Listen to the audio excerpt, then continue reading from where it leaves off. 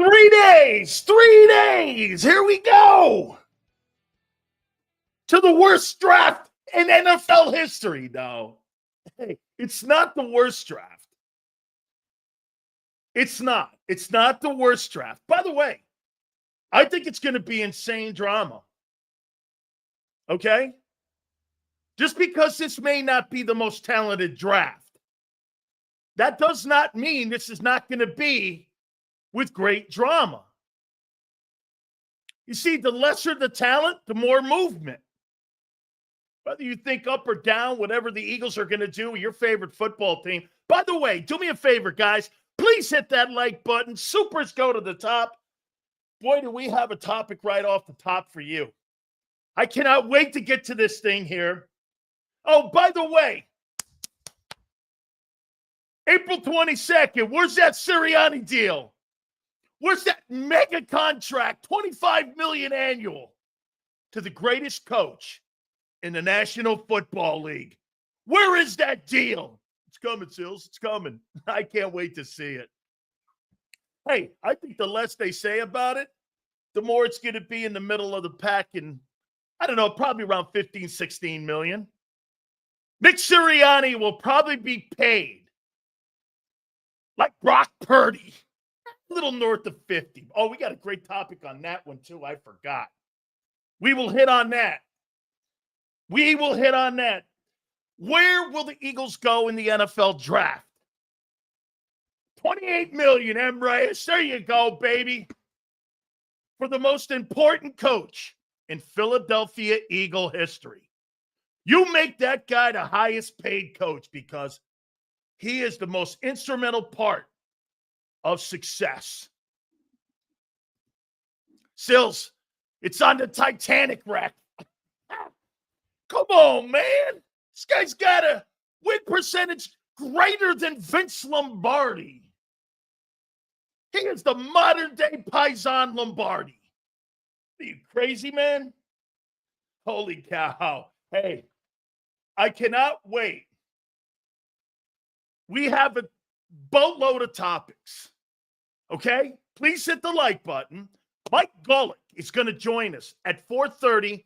Our boy Xander at 3:30, okay? I have a question for you. Let me get my notes ready because this is going to be a little frosty. How do you think Howie's done in drafting since 2020? Obviously, coming up will be 5 years.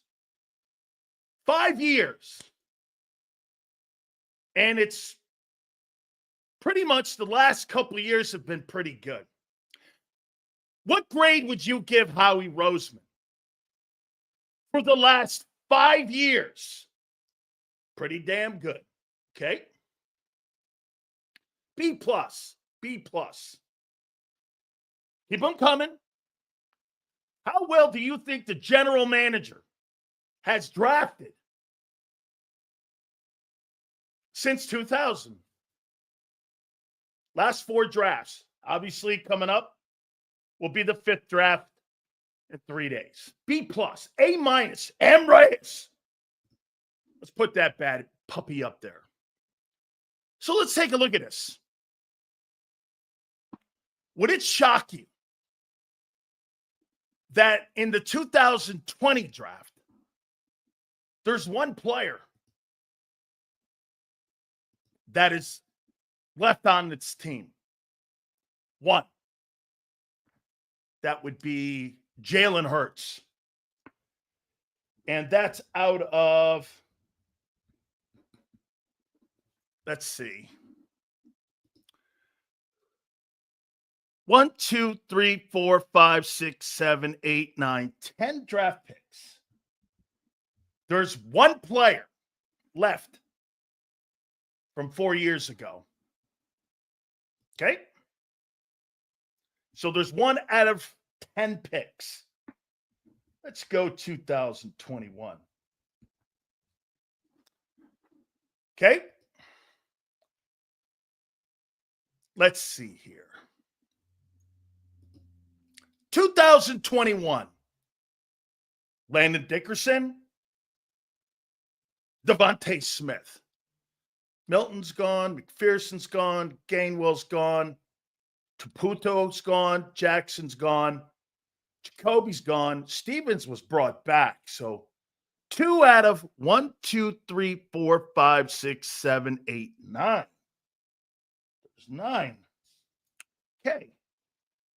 So there's 3 players in 19 picks. So from 2021 and 2020, 3 players out of almost 20 picks are still on the team. Okay. Let's go to 2022. Take a look at that. There are Cam Jurgens, Jordan, Jacoby Dean, Johnson, and Calcaterra. So there are 1, 2, 3. There's 4 out of 5. Okay. 23. Carter, Smith, Steen, Brown, Keeley, Tanner, and Moro Jomo. Great. 7 for 7. This past draft,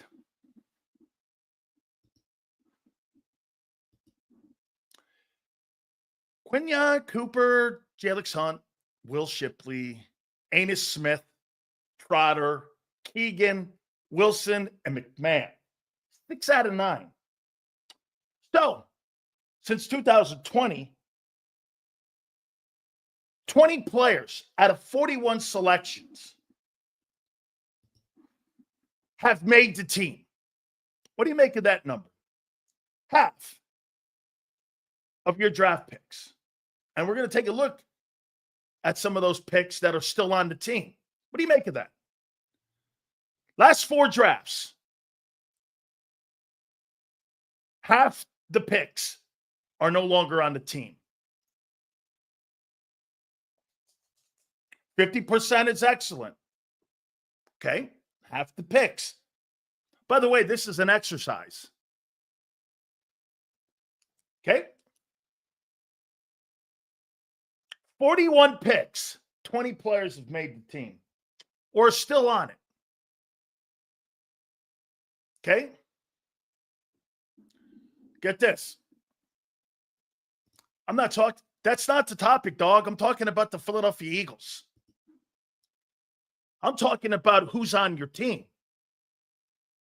Milton Williams is not fucking helping you, Bob, in 2025. He's gone. Okay? 50% is good. You guys are good with that. Okay. Let's continue this exercise. So let's do this. Let's go up to Landon's done. Hurts is done. Okay, Hurts from the 2020 draft, he's done. The 21 draft, Devontae's done. Landon's done. Nobody else is on the team. Okay, let's move on to 22. Cam's done. Are you extending Milton Williams? Excuse me. Jordan Davis? No. That's another first-round pick. Howie likes to take his first-rounders, and if you're a good player like Cam, they get ahead of the ball game. So Jordan Davis is not getting a contract extension, correct? I don't believe he is. How many Pro Bowlers? We're going to do that exercise too.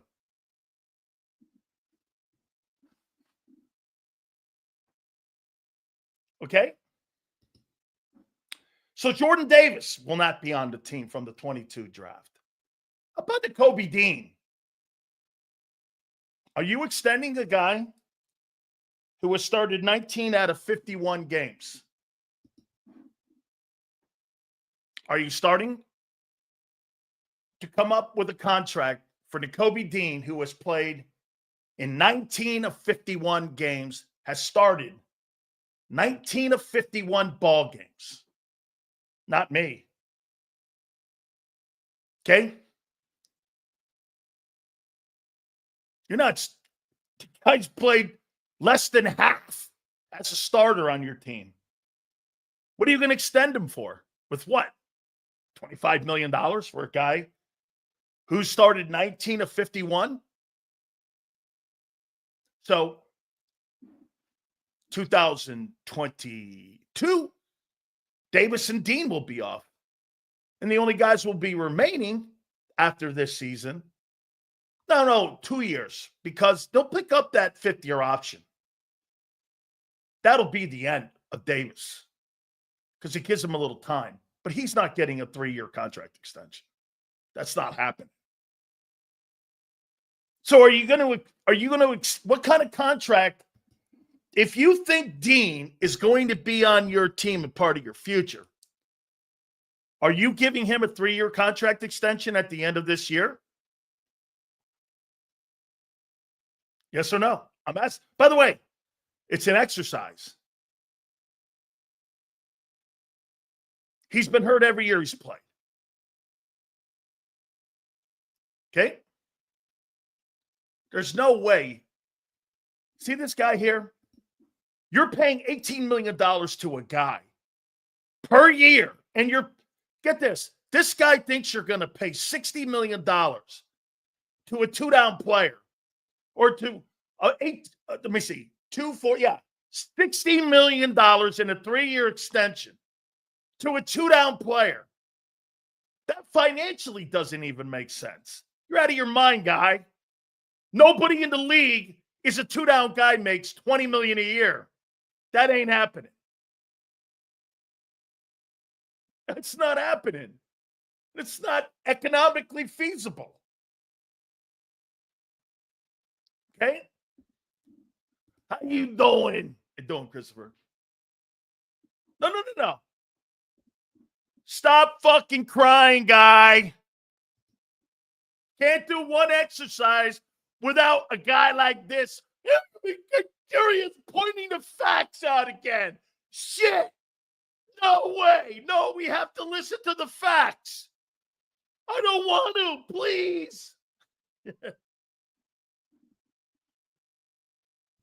So you're not doing Dean, and you're not doing Davis.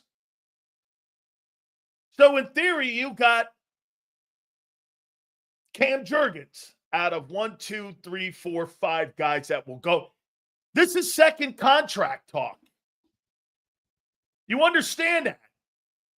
Hurts second contract. He's the only guy from 2020. Hurts. Wait a minute. Yeah, Hurts got a second contract.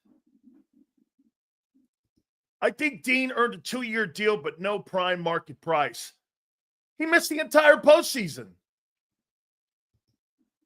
You're going to pay a guy who you didn't need? You didn't need him. He was the Carson Wentz of linebackers. So Jalen got a 2-year contract. That's out of 10 guys. 2021. Who gets a second contract? Devontae got one. Smith. Dickerson. That's it. That's out of 1, 2, 3, 4, 5, 6, 7, 8, 9.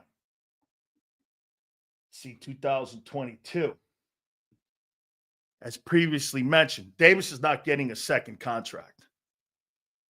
Jurgens got one. Dean's not getting one.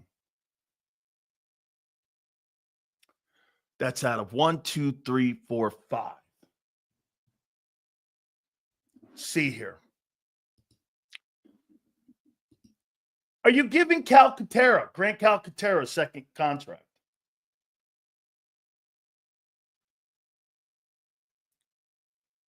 Are you giving him a second contract? Calcaterra.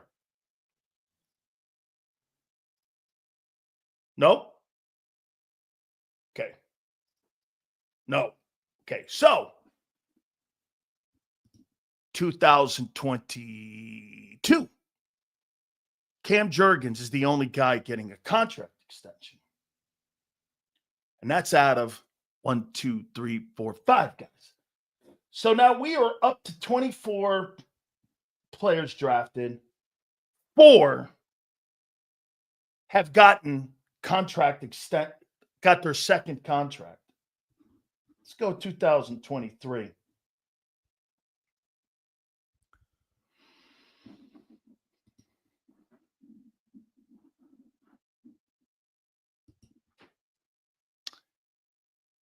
Carter's getting a second one.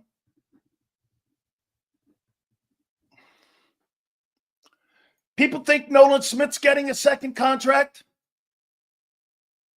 Do you think he's getting a second contract? Nolan Smith. Let's see here. 1, 2, 3, 4, 5, 6, 7 picks. That takes it to. Okay, let me see. Hold on. 1, 2, 3, 4, 5, 6, 7 picks. That's 31 picks we are at now. People think Nolan Smith's getting it. Yes, I think so. I think he's getting a contract. So we'll put Nolan Smith.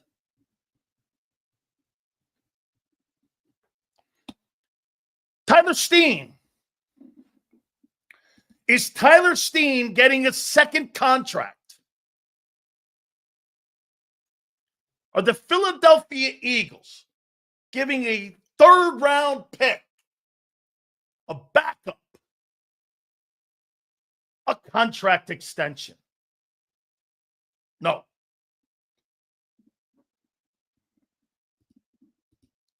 Nolan Smith came a long way this year. He had the most sacks in the playoffs, didn't he? I said he gets one. I'm not saying he didn't. You're not listening. Again, this is an exercise. Is Sidney Brown getting a contract extension? Is he getting a second contract? These guys will all be eligible at the end of this season, along with Jalen Carter from this draft. Is Sidney Brown? No? Okay. I agree.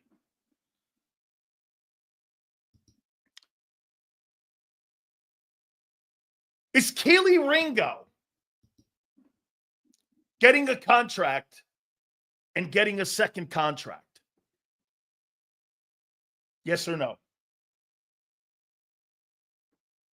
I don't think so.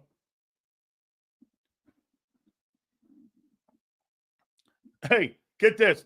RC3 says maybe when they've been bringing in 15 different corners. No. Is Tanner McKee? Probably. I think they'll sign Tanner to something. I think they'll give him something. I do. I think they'll give him some type of contract, a second one. I wouldn't let that guy. Jesus criminy. Some of you guys in here think you're going to get a third rounder for him. Now you're saying no? I mean, Jesus, which is it? Either he's a third round talent and he gets a second contract, or you think he's a bum.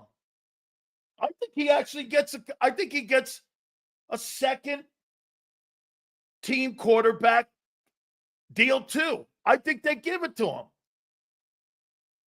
Cheap, that's right. Cheap quarterback too? Absolutely. Let's see here.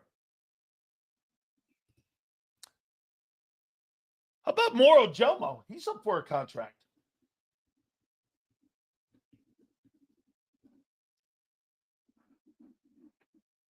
You're giving him A second contract? Ain't going to be cheap. He going to be a starter. Well, that depends who they draft at 32. By the way, if Moro Ojomo is your starter, why are you going after Walter Nolan to replace him if he's so fucking good and he can take Milton Williams' spot? Why are you drafting Walter Nolan? Pick one, guys. Either you think Moro Ojomo is a great player or a very good player and can easily fill the shoes of Milton Williams, or you don't really think that, and nor do the Eagles because they're targeting Walter Nolan. Which is it? It's one or the other. Okay? So you're going to pay him a rotation contract too. Get this. This guy is the fucking king of L's. A third-round pick just signed a 26 annual deal with the New England Patriots. I'll tell you what, RC3, you are without a doubt the king of the L's today. The valley of the losers and loser takes is RC3. Holy shit. Keep ripping away, kid. You are pathetic. Try thinking, I'm not ripping anybody. I'm asking a question. Is he getting is Moro Ojomo getting a contract, a second contract? Let's see. That's 31 picks. Okay. How much? Are you going to? I would probably think so. Okay. I would probably think so. Okay. So that's 4, 5, 6, 7, 8. That's 8 picks that deserve second contracts or have in 31 draft choices. Okay? L5. It's not whether or not I think he's a $100 million player. Someone did. Dude, grand slam today. You're hitting for the cycle. Home run, double, triple, base hit. You got it going on today, kid. You would be one of the very few players in Phillies history to hit for the cycle. Holy shit, except yours is in L's. Inside the Parker? Okay, that is 5. I'll take it. How you doing? All right, so let's go over here. Okay. 2024. Quinyon Mitchell. Sure. Cooper DeJean. Yep. Alex Hunt. Sure. Well, will Shipley get a second contract to play in Philly? They went out in free agency, got A.J. Dillon. You think, I think Will Shipley will probably get one. They like him. Amos Smith, no way. He's already gone, I think. Trotter. Probably. Trevor Keegan.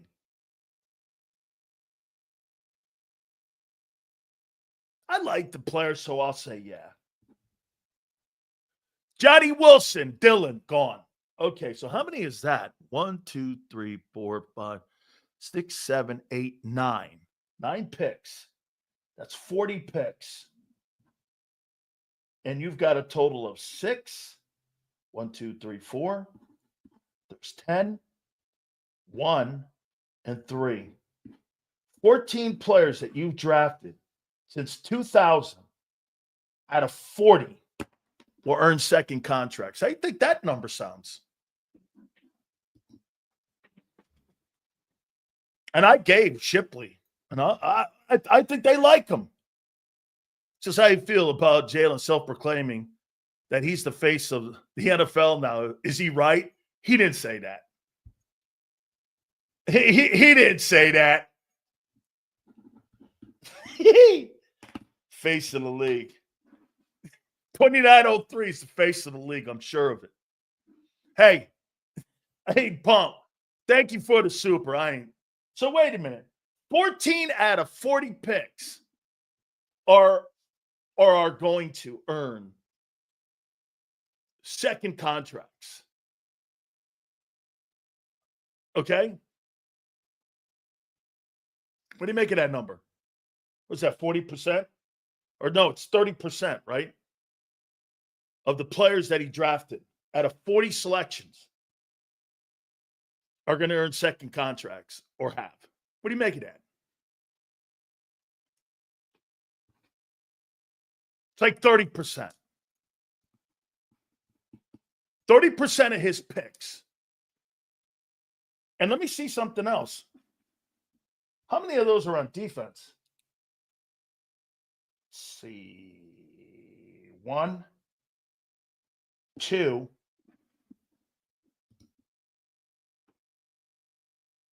See how many on defense?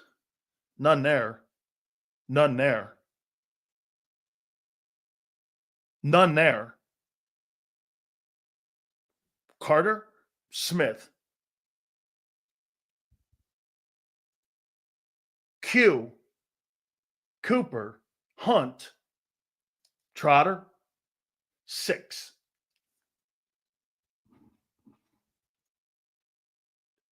Six players out of 40 picks on defense. Well, that's not fair. 6 players since 2020 on defense will earn a second contract. What do you make of that number?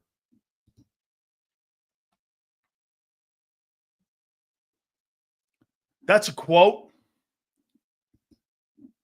No. Fuck. So this is silly. You literally can't sign them all. I'm talking about, wait a minute here.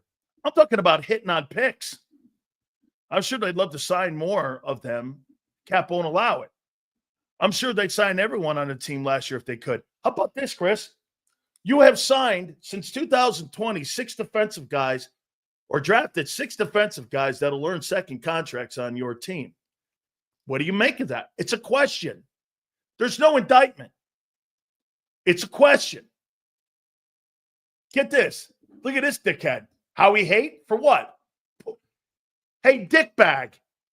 The draft is in 3 days. We make topics up here instead of crying like Jeff Kerr all fucking day. Hypotheticals we can't do shows. I actually like the kid, and I think he does a great job. That's not what I mean. I like the kid. I do. I think he's a great guest. I listen every time he's on. But we're pointing out what you guys glaze over and tell me how great it is. I'm asking a question. So if I happen to point out what you glaze over and it doesn't happen to look as good, don't cry to me. I'm just pointing out facts here. I'm not shitting on anything. How can you get mad at me? Dude, I went to Google. For those of you like spit here, Google, Google, click. Type in year-to-year Eagle draft. Simple, not very difficult. There's one dude on the team from 2020, nobody from defense. There's nobody from defense from the 2020 team. So in 19 picks, there's not one guy on defense from those first 2 picks, from 20 and 21. From 22, you're going to have nobody get a contract extension. That's 3 drafts. Davis, Dean. So from 20 to 22, nobody is going to earn a second contract. How do you feel about that? There's no reason to cry. 2023, it gets a little better. I mean, oh my God. I can't believe he's pointing facts out. 2023, Carter, Smith. So I'm going to show you again. Nobody from 20. 2021. Nobody 2021 on the team. Defense. 2022. I don't believe. No, Davis is not getting one. And Dean's not getting one. Okay, so there's 3 drafts. 2023. Carter, surely. Smith, yes. 2. Moro Jomo, 3. 2024. Hugh, Cooper, Hunt, Trotter, 4. I don't know where you guys are coming from, but that's 7 guys out of 40 picks that are going to earn second contracts that were drafted on defense. I'm not sure what you're pointing, why you're upset. Also factor in some players play so well that their prices them out.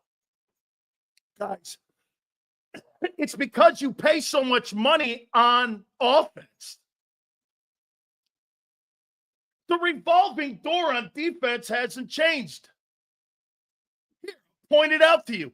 You know, all I hear from even our network and everyone on the air in Philly is how great he's drafted on defense. Okay, who's earning a second contract? Hugh, Cooper, Hunt, Trotter. Sure. Carter's not. Smith.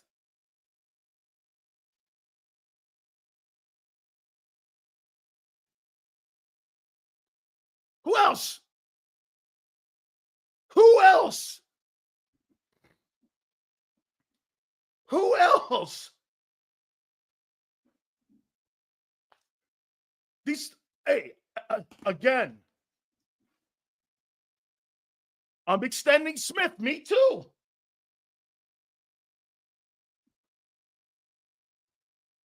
Hey, dude, Marina, I'm giving you Trotter.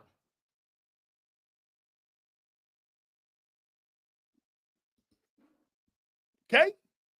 You don't want me to pull up the 2020 draft. Rager, Hurts, Taylor, Wallace. Driscoll's on the team. Hang on. We have to update. Driscoll's on the team. I forgot. So there's actually 2 dudes from the 20 draft. No defensive guys. No defensive guys, 21. You're not extending Davis. You're not extending Dean to a second contract. Carter, Smith.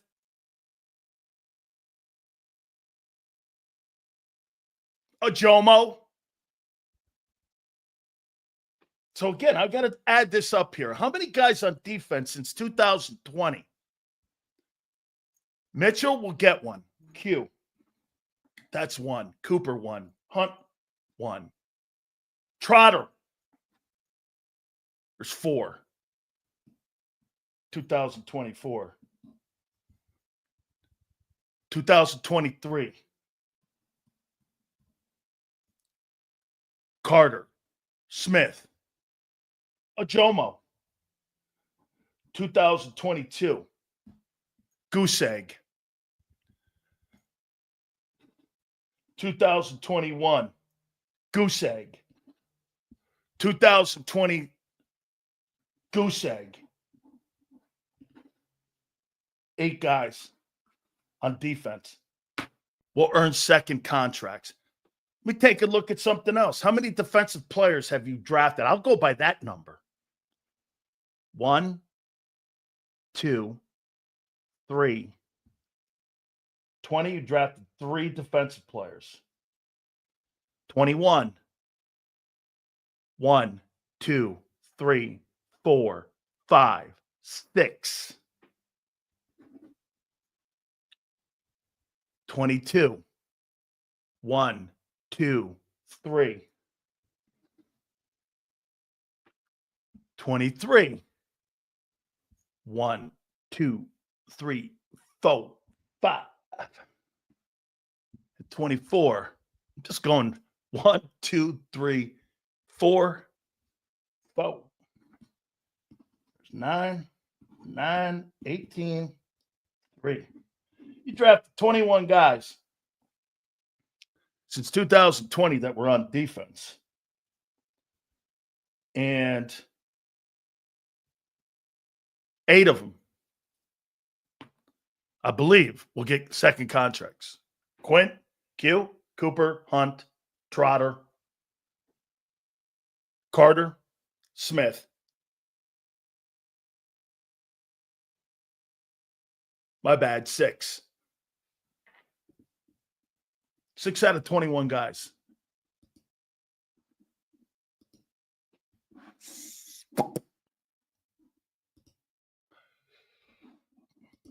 How do you think that goes? How do you think they've drafted defensively again?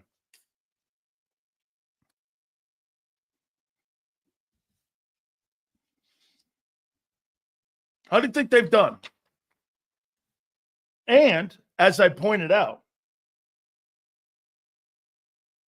there's 20 guys on the roster out of 41 picks. And defensively, it's been the last 2 years. To sit here and try to tell me that guy for the last 5 years, let me give you an exercise. Let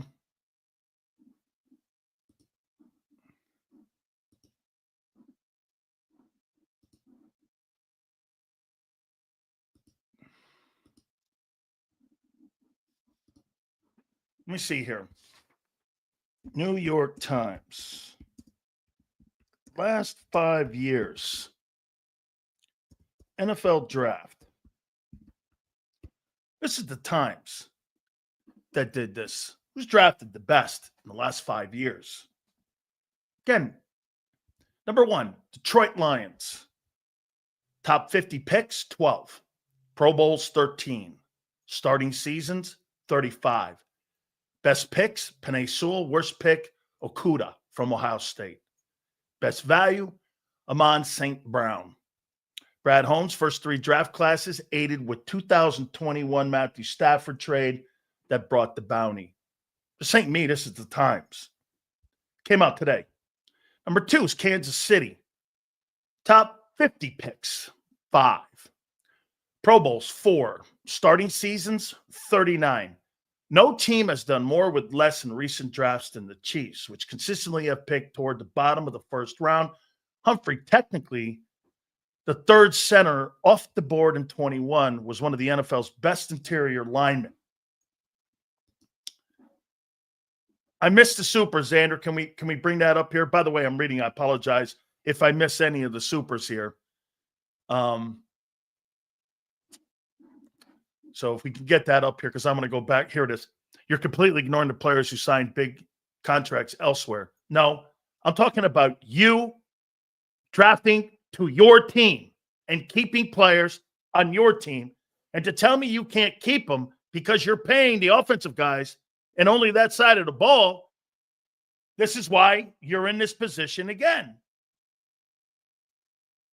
You're ignoring. I'm not ignoring. They're playing somewhere else now. I'm talking about you building a defense up. You've let 27 and 28-year-old players roll. People in their prime. Offense sells tickets. It's the philosophy, not the point. Not the point. Here. So the Times, did this come out today? Let me double check. Came out 2 days ago, 20th.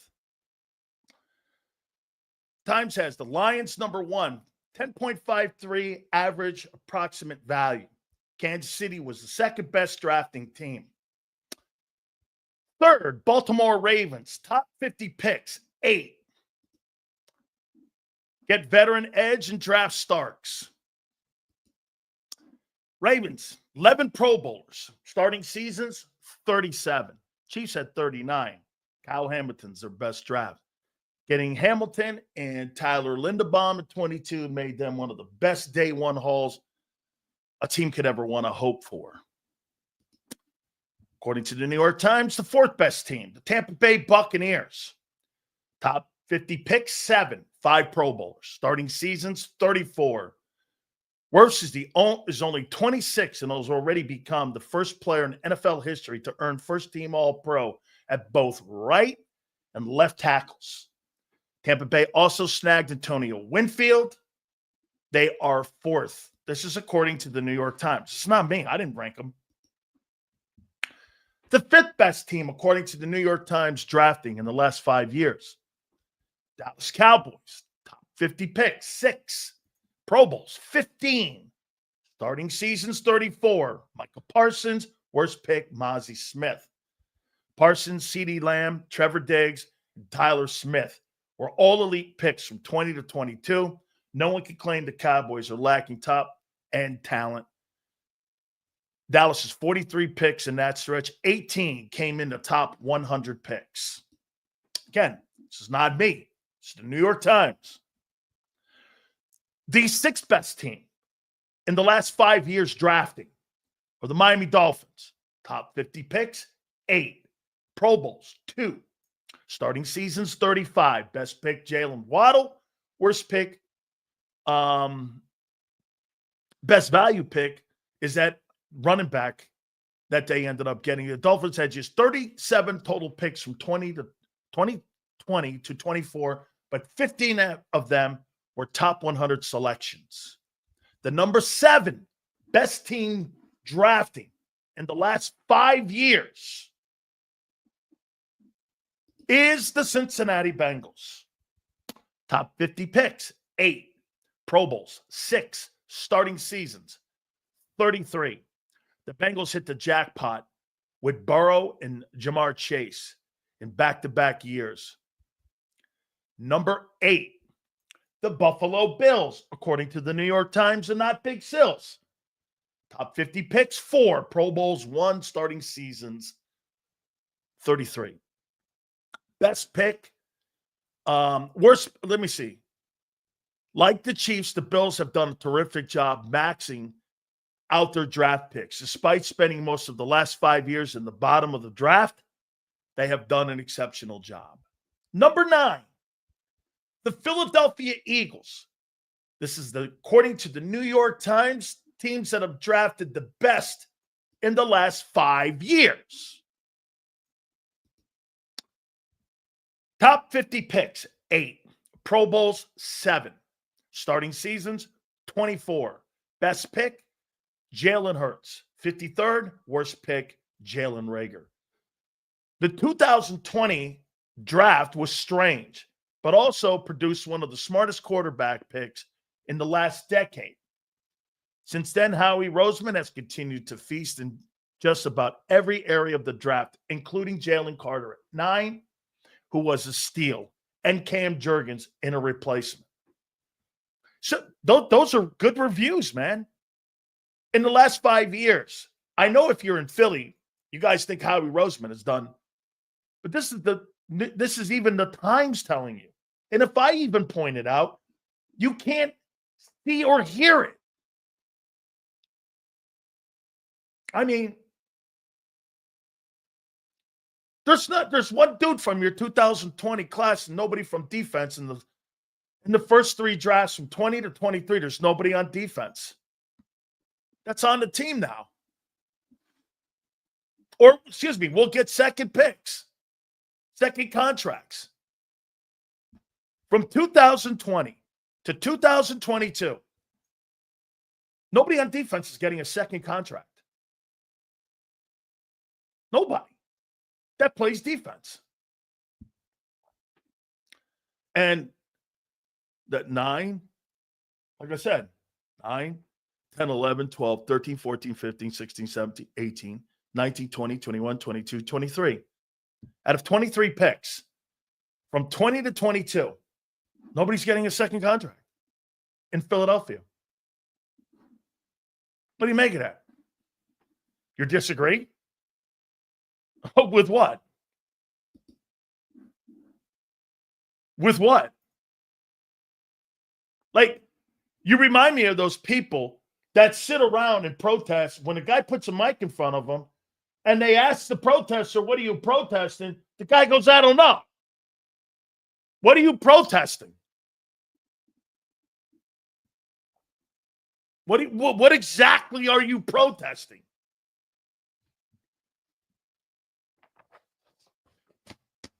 I mean, what are you protesting? Would you rather have a bunch of stars or a collection of good teammates with great chemistry? That list means shit if only two of them teams are champs. Dude, I've been told the last 5 fucking years there's great drafting going on. Bro, I will say, look, Carter, DeJean, Q, great players. Great looking players. Great looking players. Elite? Here, let's go down the list of elite defensive players. Q, DeJean, Carter. Who else? Let's take a look at defense. Offense from 20. Hurts, elite. Landon, elite. Devontae, elite. Cam, elite.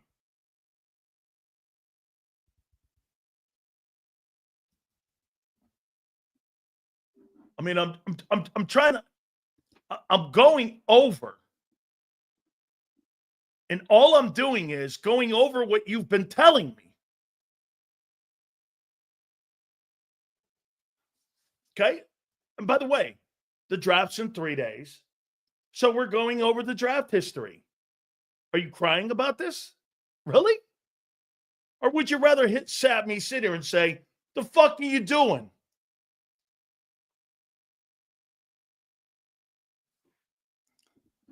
I mean, if you're going to make a comment that you're drafting elite players on defense, you at least have to go back and point it out whether or not you are or not. Don't you? Or are you just going to be sold on it because you want to? Hey, let's be candid. I'll say it one more time. The free agent haul last year, what do you think was more important to the success of the Philadelphia Eagles last year? Quinyon Mitchell, Cooper DeJean,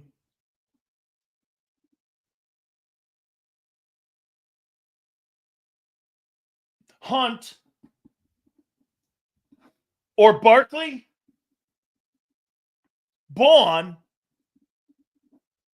and Becton.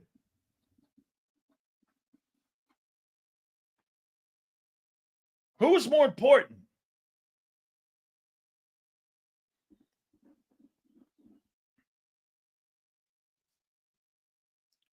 The free agents.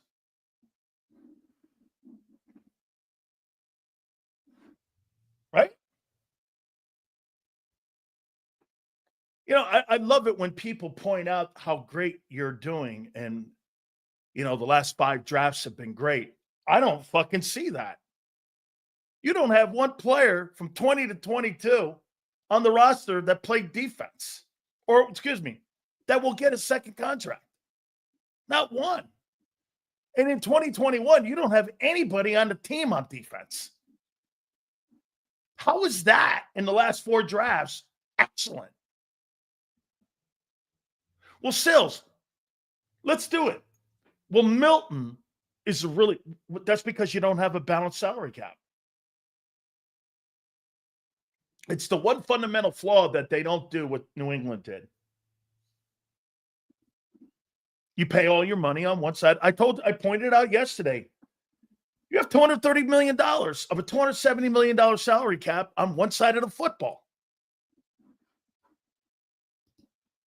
And that's why you're hoping to hit in this draft. This draft is important. Get this. You see this dickhead? He hates when I point out the facts. 20 to 23, you don't have one guy. 20 to 22, you don't have one guy you're going to give a second contract to. He's telling me they drafted great defensively in those picks, in those drafts. No, you haven't. Jordan Davis is completely underachieved. And by the way, his importance in the run game, absolutely. Shit, man, I'll go in the third round and get me Kobe Wright, like the Rams did in the third round, and get me a guy in there where I'm not paying a ton of money to. Since they're so concerned over money. By the way, I'm not pointing anything out that's not facts here. There's two dudes on the team from 20, Driscoll and Hurts. Nobody from defense.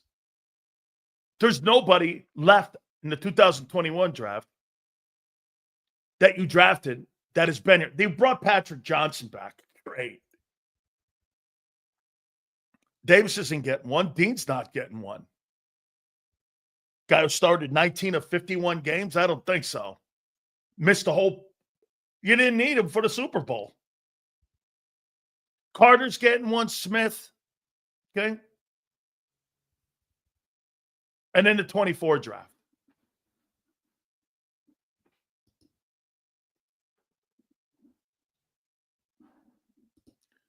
You're totally missing the point. The ultimate goal is to bring good players into the building. Whether that's from the draft or otherwise, you're splitting hairs. I'm talking about what's happening on Thursday, dude. What the fuck are you talking about? This is not an exercise in free agency. Stay with me, Rolla. This is about how people have been telling me you've been drafting great. So I went back and did an exercise. How good have they? And you tell me, and I'll ask the grade again. Get this. That's not what I'm doing here, guy. How good have you drafted since 2020?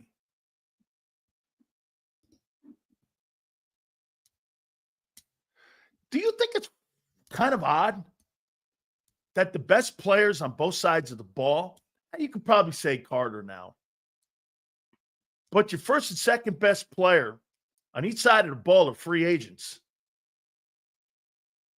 and not draft picks? AJ, Barkley, and Bond. You think that's weird? And Carter is the second best.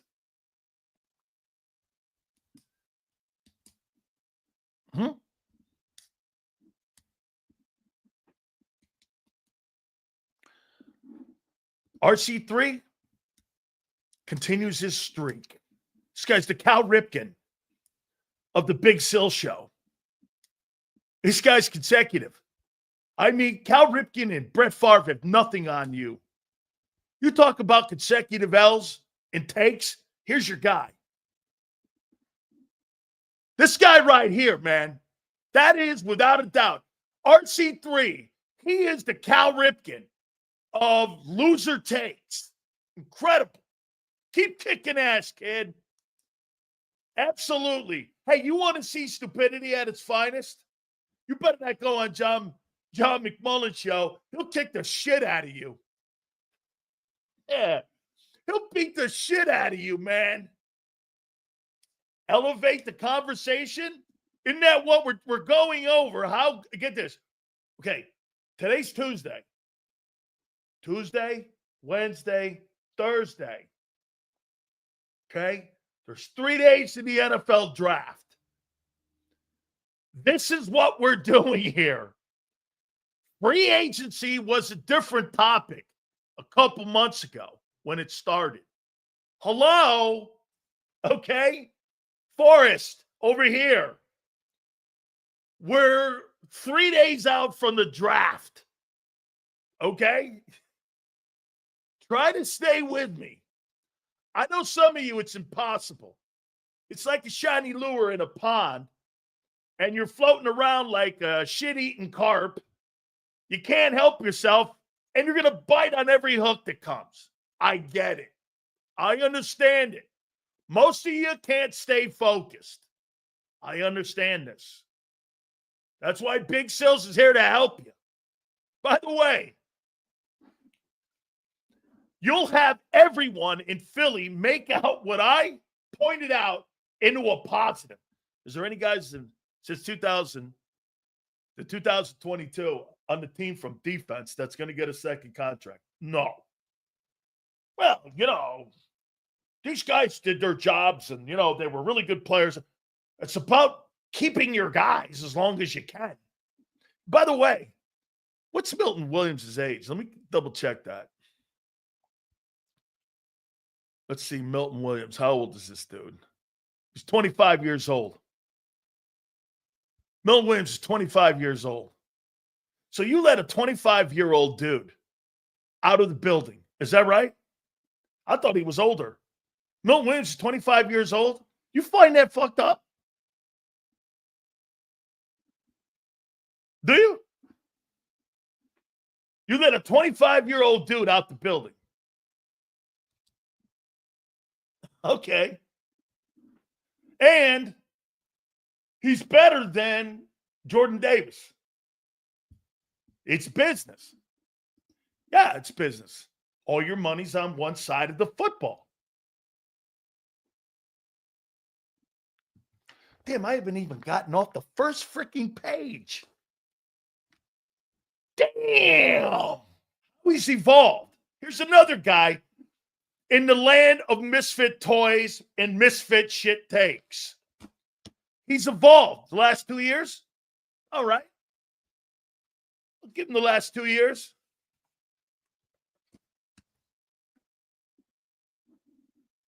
Okay.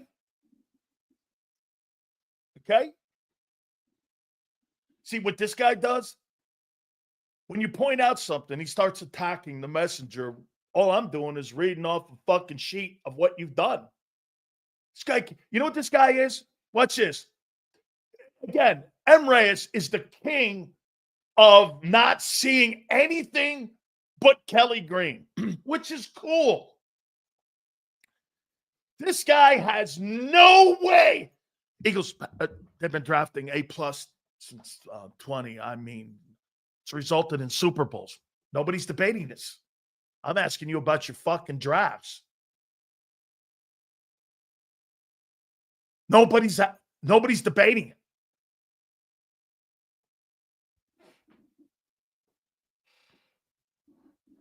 I love him, Reyes. He's my boy. Yeah. I mean, I'm not debating. You're not a good organization. Look at this. I got to quantify, like Xander said, I got to sit here and quantify, pointing out something that I just wanted to have a conversation of. Fuck that. Are you nuts? You can't debate this. Says we got 2 Super Bowls. You sure do. Keep keeping it going on in free agency. Problem is, this last free agent class stunk.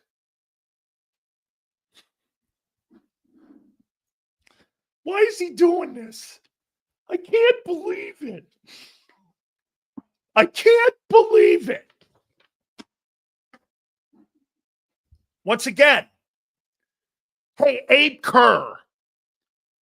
I mean, the draft's in 3 days. How good and how much ass kissing have you done the last, let's see, how many days has it been since February 9th? On how great the guy's been drafting defensively. I don't know. You must, seriously, dude, you have to have stock in Carmex for your lips being so chapped on how that guy's drafted defensively in the last 4 drafts. Honest to God, dude, it has to be how many shares? 20 grand in Carmex? Here's Abe. Howie's great. Howie's great. Oh, why are my lips so chapped? I don't know. Yeah. I don't know. How? Love Abe too, man. He's a good guy. You know, we're good. Okay. Let me do that one last time before I have to move on, because I don't want anybody crying in here. Like, hey, poor Abe, man. I don't want this guy to sit down and start having cardiac arrest on me here, man. Some of you are doing this right now. I can feel you. Okay? Like RC3 is sitting there going,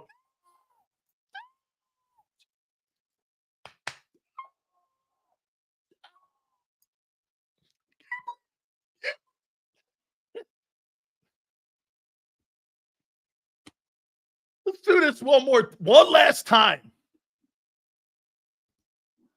2020, one dude on. Oh wait, there's an upgrade from 2020. The legendary Jack Driscoll. He's on the team. So there's Hurts and Driscoll.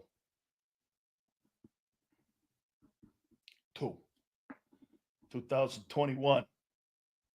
How many defenders are on the team here? Goose egg. 2022. Jordan ain't getting one. Dean ain't getting one. Goose egg. 2023. Carter Smith. A Jomo. 3. 2024. Q, Cooper, Hunt, Trotter. 1, 2, 3, 4. So let's see. 7 dudes and 4 drafts will have earned second contracts on defense. Spectacular drafting. Yeah.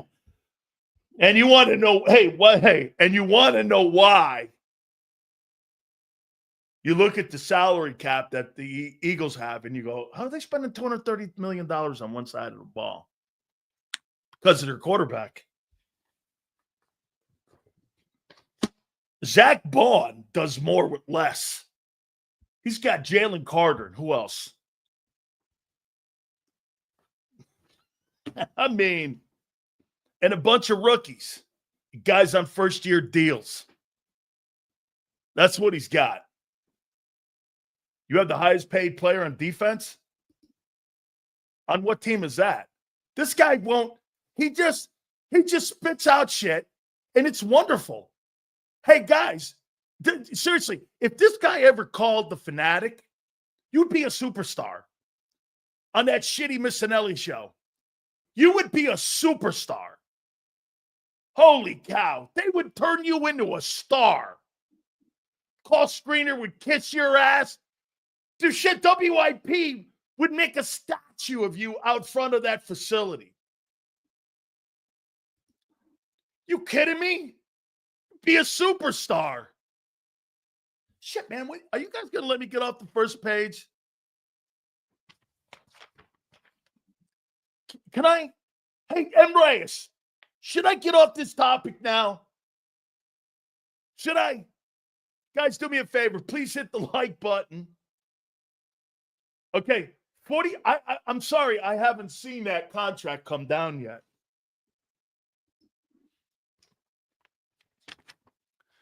This guy's the guy. Get this. You know what this guy is? Hey, the check's in the mail. Oh. How am I paying rent now? I don't know. Xander! Venmo! Xander! Look at this guy. What in God's creation has that got to do with us talking about the last 4 drafts, numbnuts? What in the million years does that have to do with drafting the Eagles' way in the last 4 years? Tell me, numbnuts.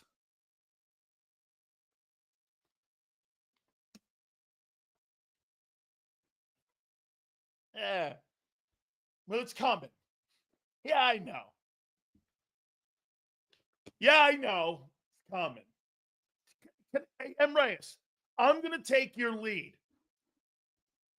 Brother, can I get off this topic now? Can I get off this topic? I'm going to take your lead. You, M. Reyes.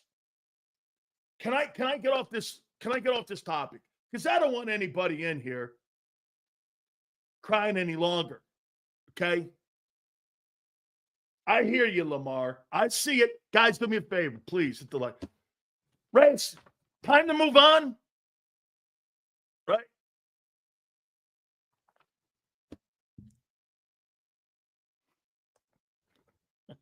Look. Watch.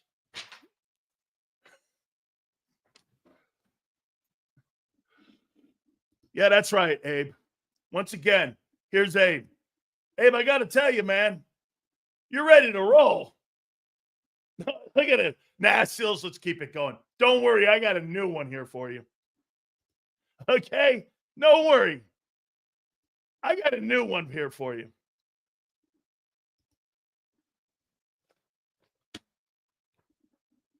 What truth?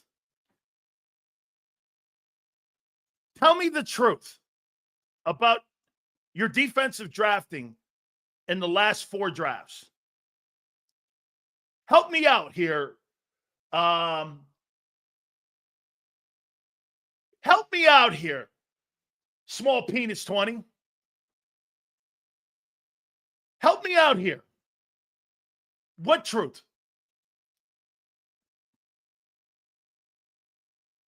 Help me out here. Help me out. Please. What truth? Guy throws out.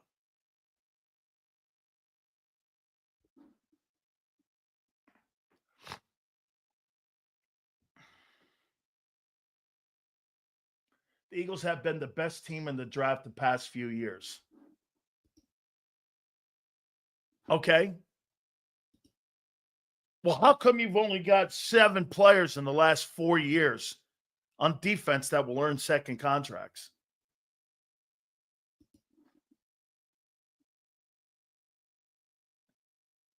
How come? And from 20 to 22, 3 drafts, you have no one on that team who will earn a second contract. No one.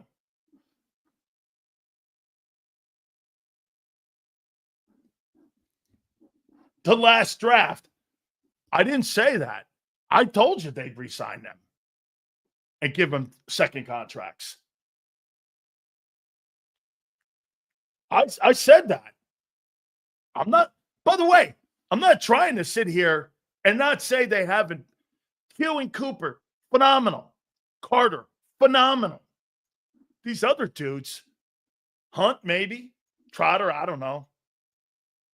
But I said they'll probably earn second deals.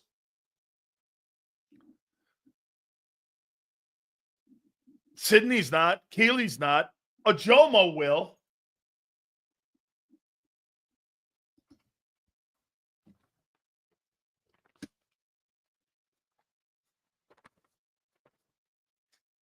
Oh, man. All right. Hey, I know. Listen, some of you guys are crying. You're going to sign. You're damn right. Sidney Brown, he's eligible for a contract extension at the end of the year, and they're looking for a safety.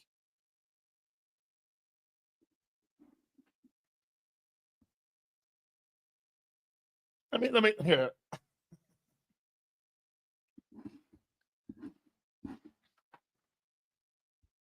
You know, before I get to this other one here, let me ask you this one. You see, because you couldn't ask Jeff Kerr or John McMullen this. Because these guys would have fucking nuclear meltdowns if they asked this question. So I'll ask it. So would you rather have Walter Nolan, Malachi Starks, or would you rather trade that pick to the Steelers for TJ Watt?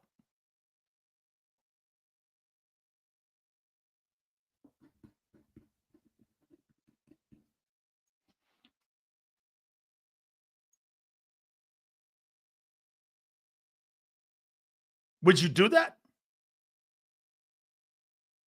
You would take Nolan or Starks.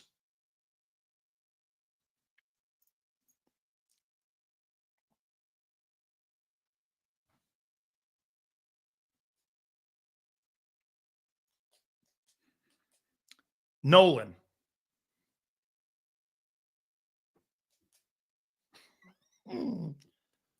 Starks. Nolan.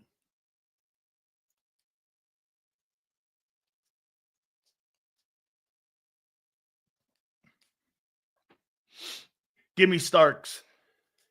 He's got a championship pedigree. So does Keely Ringo.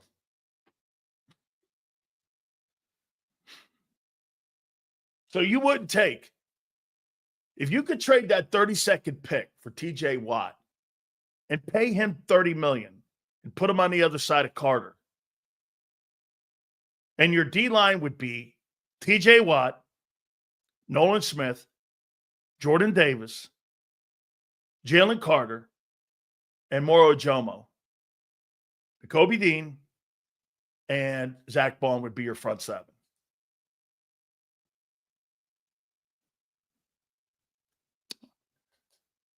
Oh, I understand why now. Because you can't spend money on defense. That's right.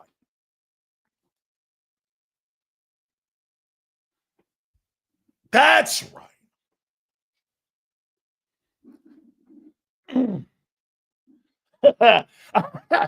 Should I do this?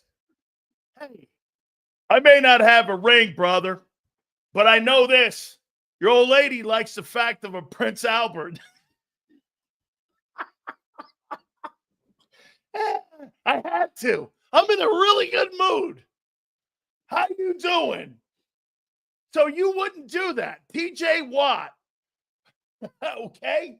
You wouldn't do that. You wouldn't trade the 32nd pick for TJ Watt.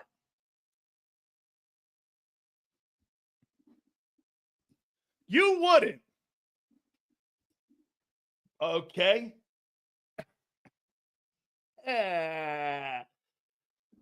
Pump! Whoa! Pump!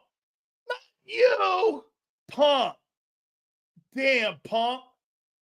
Hey, Kyle, tell me something. How old is TJ Watt?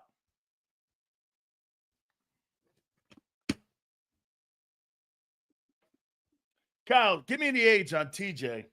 How old that dude is. He's 31. And you think you're going to get a better player in a weak draft. Walter Nolan may go early, and Malachi Starks may go early as well.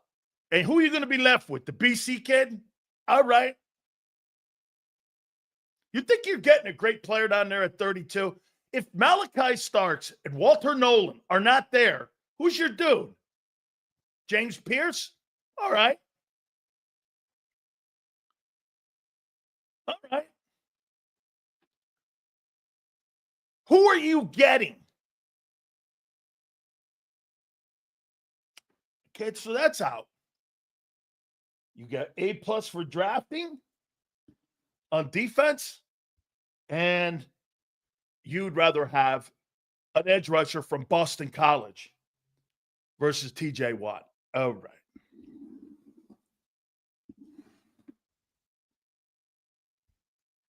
Okay. I got a real doozy in here for you. Hey, by the way, Xander will join us at 3:30. Don't forget, Mike Golick will join us at 4:30. So here, go with me.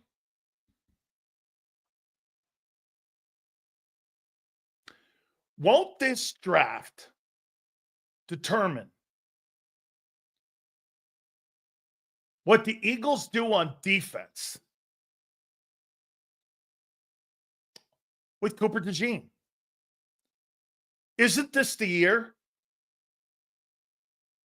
to figure out what you're going to do with him? Well, we're going to keep him in a... Guys, that's not how this works. That agent's on the horn with Howie. What are we doing? Cooper wants to play corner. He doesn't want to play in the slot. He wants to play corner. You've brought a shitload of DBs in this entire draft process. Are you trying to determine what to do with Cooper? You're clearly not sold on Keeley and Brown. You can take that shit and you can bank that. Or get this, they wouldn't have brought the volume of people they've brought in. Right?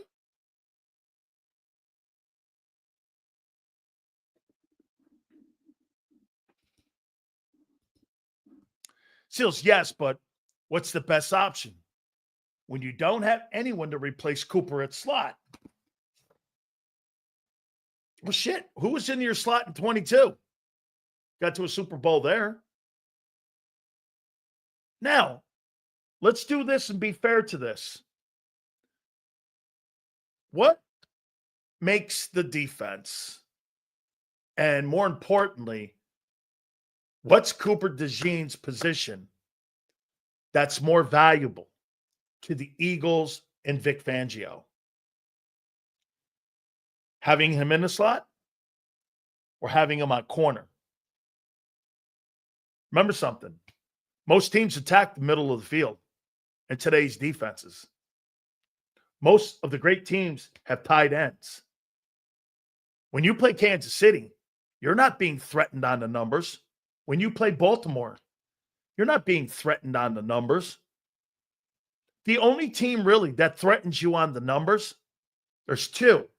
The Lions and the Rams. The Lions, though, have a pretty good tight end in the middle of the field. Right? Somebody brought this up, and I can't remember who, so take your victory lap in here. I don't know, maybe what the Eagles do is this. Cooper, we're going to pay you what a corner makes because Vic thinks you are the most important person. I think that's a great question. This is a Cooper DeJean topic. Who is the most important person outside of Jalen Carter on that defense? Q, Cooper, or Bond? Q, Cooper, Bond. Who is the most important? When did that defense kick into another gear? When Vic put Cooper DeJean in.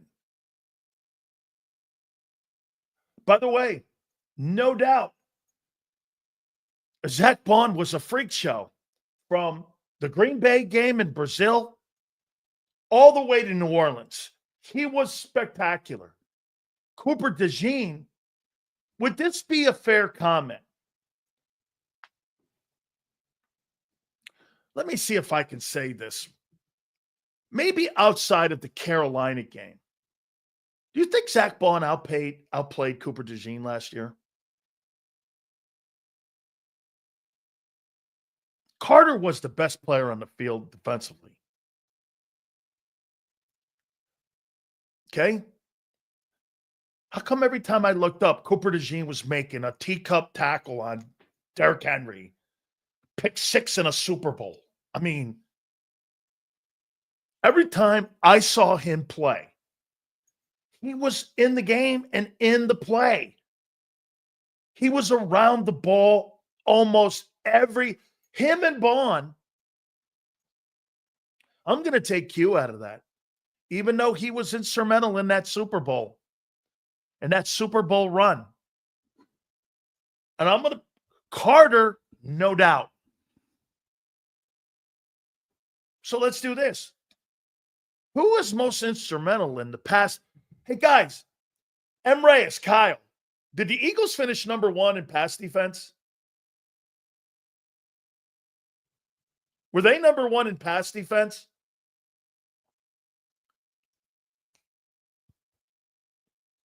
Okay. They had the best pass defense in the NFL. Who do you think was more instrumental, Vaughn or Cooper?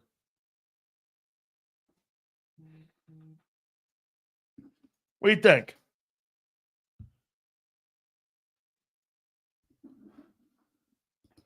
Vaughn or Cooper?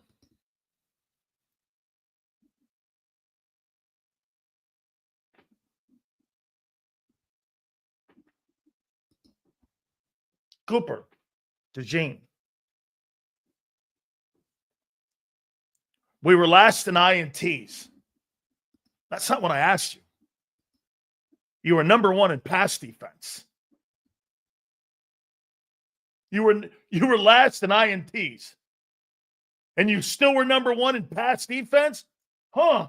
Somebody had to be playing their ass off.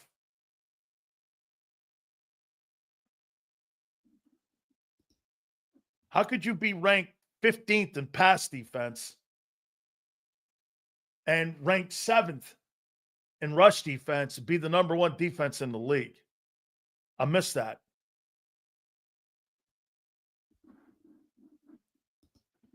It's all good, brother. Sometimes I click on bad shit too. Okay? Here, look at this. Holy shit. This guy came up bobbing for apples out of this. Holy cow, he was drowning. RC3 was under. I didn't think he would recover. You know, like one of those guys that fell off the Titanic. He's freezing his balls off. Holy shit. He comes back up. He gets air. Dramatic difference after the bye. Look at that. Shows you, even you could have a winning take here with Big Sills.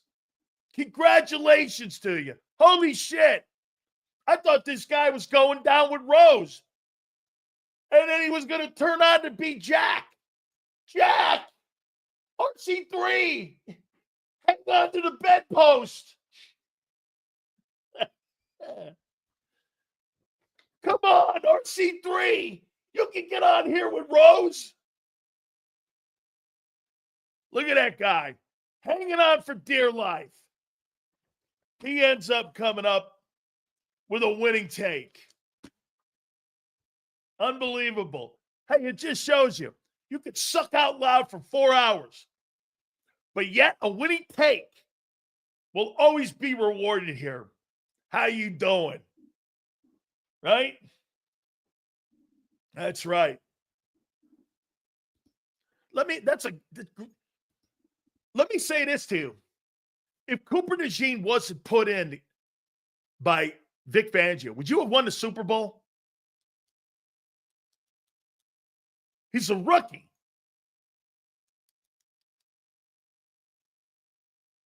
Do you win the Super Bowl if DeJean's not playing?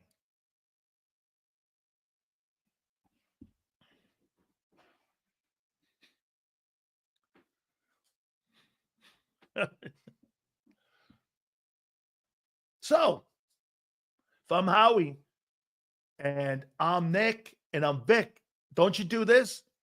Hey, look, man, I know we pay corners $30 million. But this kid's like Kyle Hamilton, man.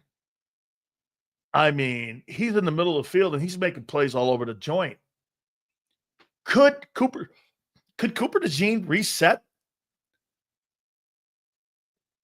the slot market? Because that guy in Chicago is only making $12.5 million a year. Bro, $12.5 million a year? Are you kidding me, right? Rookies are going to make more money this year than what he'll make. High end in that slot. You understand that, right?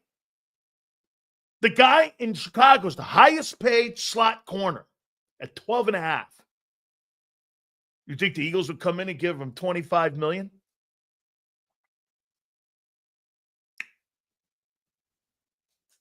I get this. Could I live, if you had to live without one guy of your rookies, Quinion or Cooper, who would you want to live without?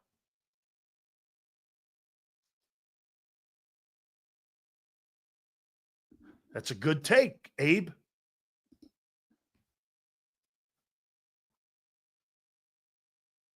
What do you think? Who could you live without? Hugh or Cooper DeJean?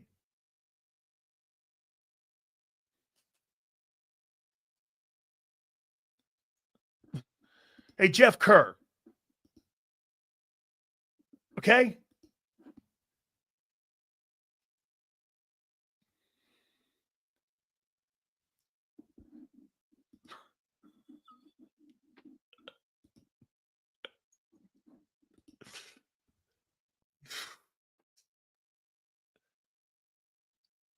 Okay, so again, who would you live without?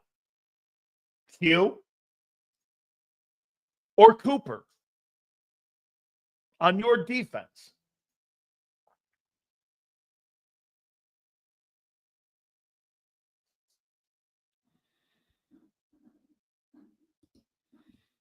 Cooper does more.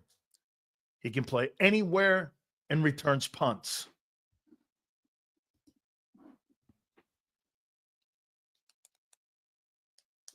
I agree. I 1000% agree. So you know how I'm gonna make him feel good about himself? If that guy puts another year together, I'm gonna go to Cooper DeJean's people and go, don't worry about the money. Because there's one thing the Eagles have shown that they will do. They will reward draft picks and excellent play. They will reward that kid. They may not pay him $35 million. Then Cooper DeJean and his people got to go. Here's $28 million to stay in the slot. 3-year contract. You want to go to Miami? You want to go to Tennessee? You want to go to the Jets? Good luck. You'll be Jamal Adams in 18 months. Because you'll be around shitty players, shitty organization, shitty culture. Then you got to look at, if you're Cooper going, may not be making 32. I'm making 28. I'm going to stay right here. City loves me. I can make more money outside the game too. I'm white. I'm going to stay here. Make him want to stay. Winning has to be a part of the factor and equation too. Dude, Milton Williams, I think that player's a good player.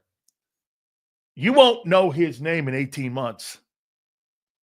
Same with the guy in Arizona driving the McLaren. You won't know that guy's name. Hey, what's this, Hungry? Hey, I'm Cooper DeJean. I'm white. I play for the Eagles.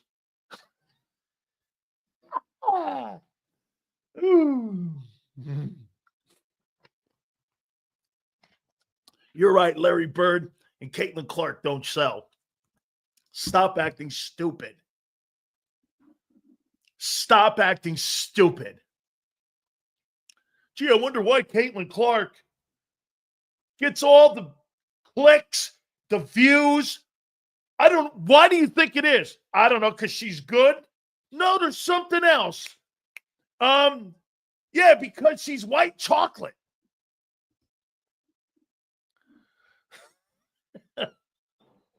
I mean, stop being stupid. Oh, Sileo went there. You know, Sileo always goes there. Is Bond a part of the exciting Whiteys? Leon. That's hilarious. How you doing? The exciting whiteys. Yeah. Hey, man, if I can make myself $10 million, hey, I'm Big Sills. And always remember this. How you doing? Come on now. The tidy whiteys. You kidding me? What do you think, Larry Bird? Caitlin Clark. Look at this. Leon's a red bone, he says. Come on, Leon. I love Leon, man. How you doing? That's right. Cooper Slim Shady DeJean. Who's the real Slim Shady? Cooper DeJean. There you go.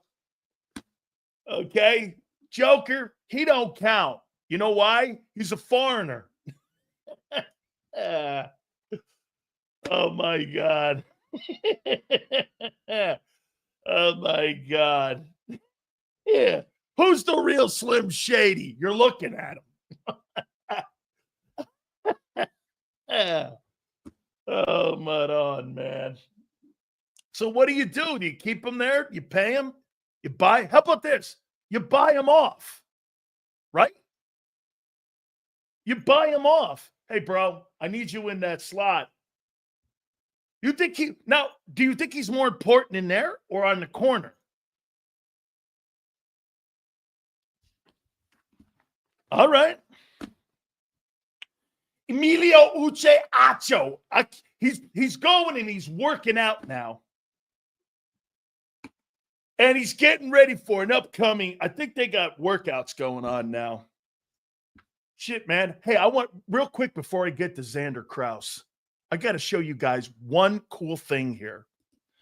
I saw this and we were going through the exercise last night with somebody. On Thursday's draft, you're going to love this. Or this is crazy. So I posted where I was drafted. I was the 56th player. They used me right here. 56th player taken. What would that money be today? If I was drafted the same position as a junior, my salary and the value of my contract would be worth $7.309 million. And I'd make an average for 3 years of $1.82743 million. About as much as I'm making here with JAKIB. All right. Without further ado, we are 3 days away from immortality. And boy, I'll tell you what, don't you dare bring up anything with Xander about phony trades or anything, man. We bring our friend in from Birds 365. He is our boy, Big Z, Xander Krause. How you doing here, man? What's up, Big Sills? How you doing, brother? How's it going, dude? What do you think of the draft coming up here, man?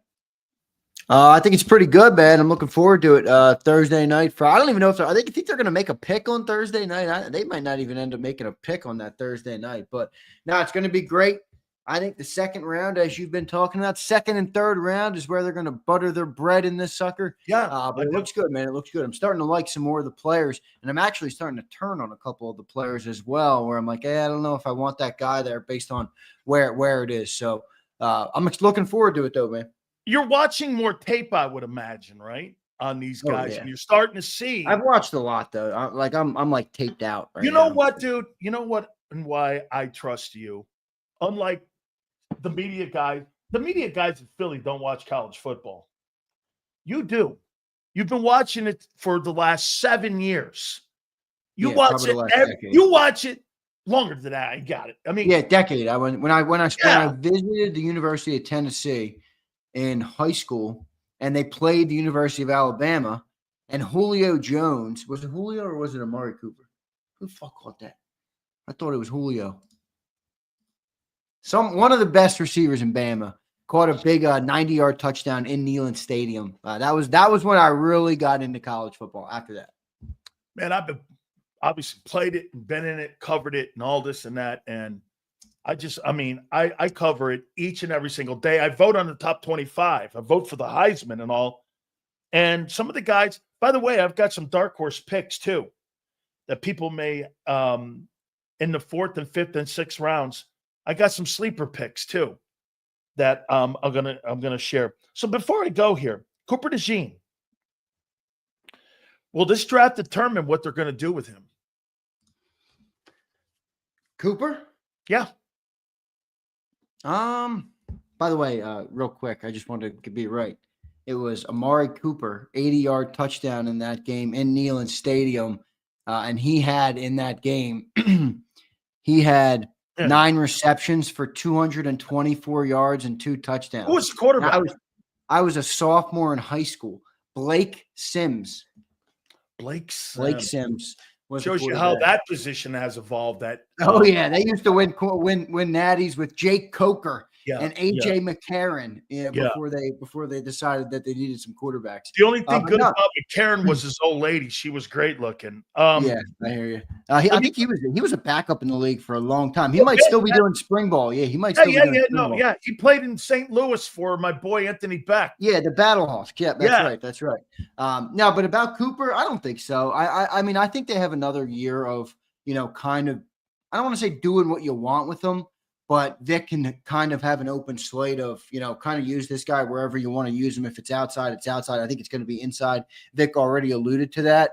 But once you get into that third year, that's when I think the team is going to, or the agent and the player are going to push to get outside. Now, the thing about that is, you got a guy in 2 years at the slot. Are you going to want to move him outside after that? But I think it depends how the board falls, right? I mean, if you end up with Trey Amos and early in round 2 or Maxwell Hairston or a player like that, yeah, maybe that does change what you do with Cooper DeJean. But I don't think going into the draft that's one of the guaranteed things that will come. Well, who's taking over for Slay then? Right now, Ringo. Okay, well, that's not cutting it.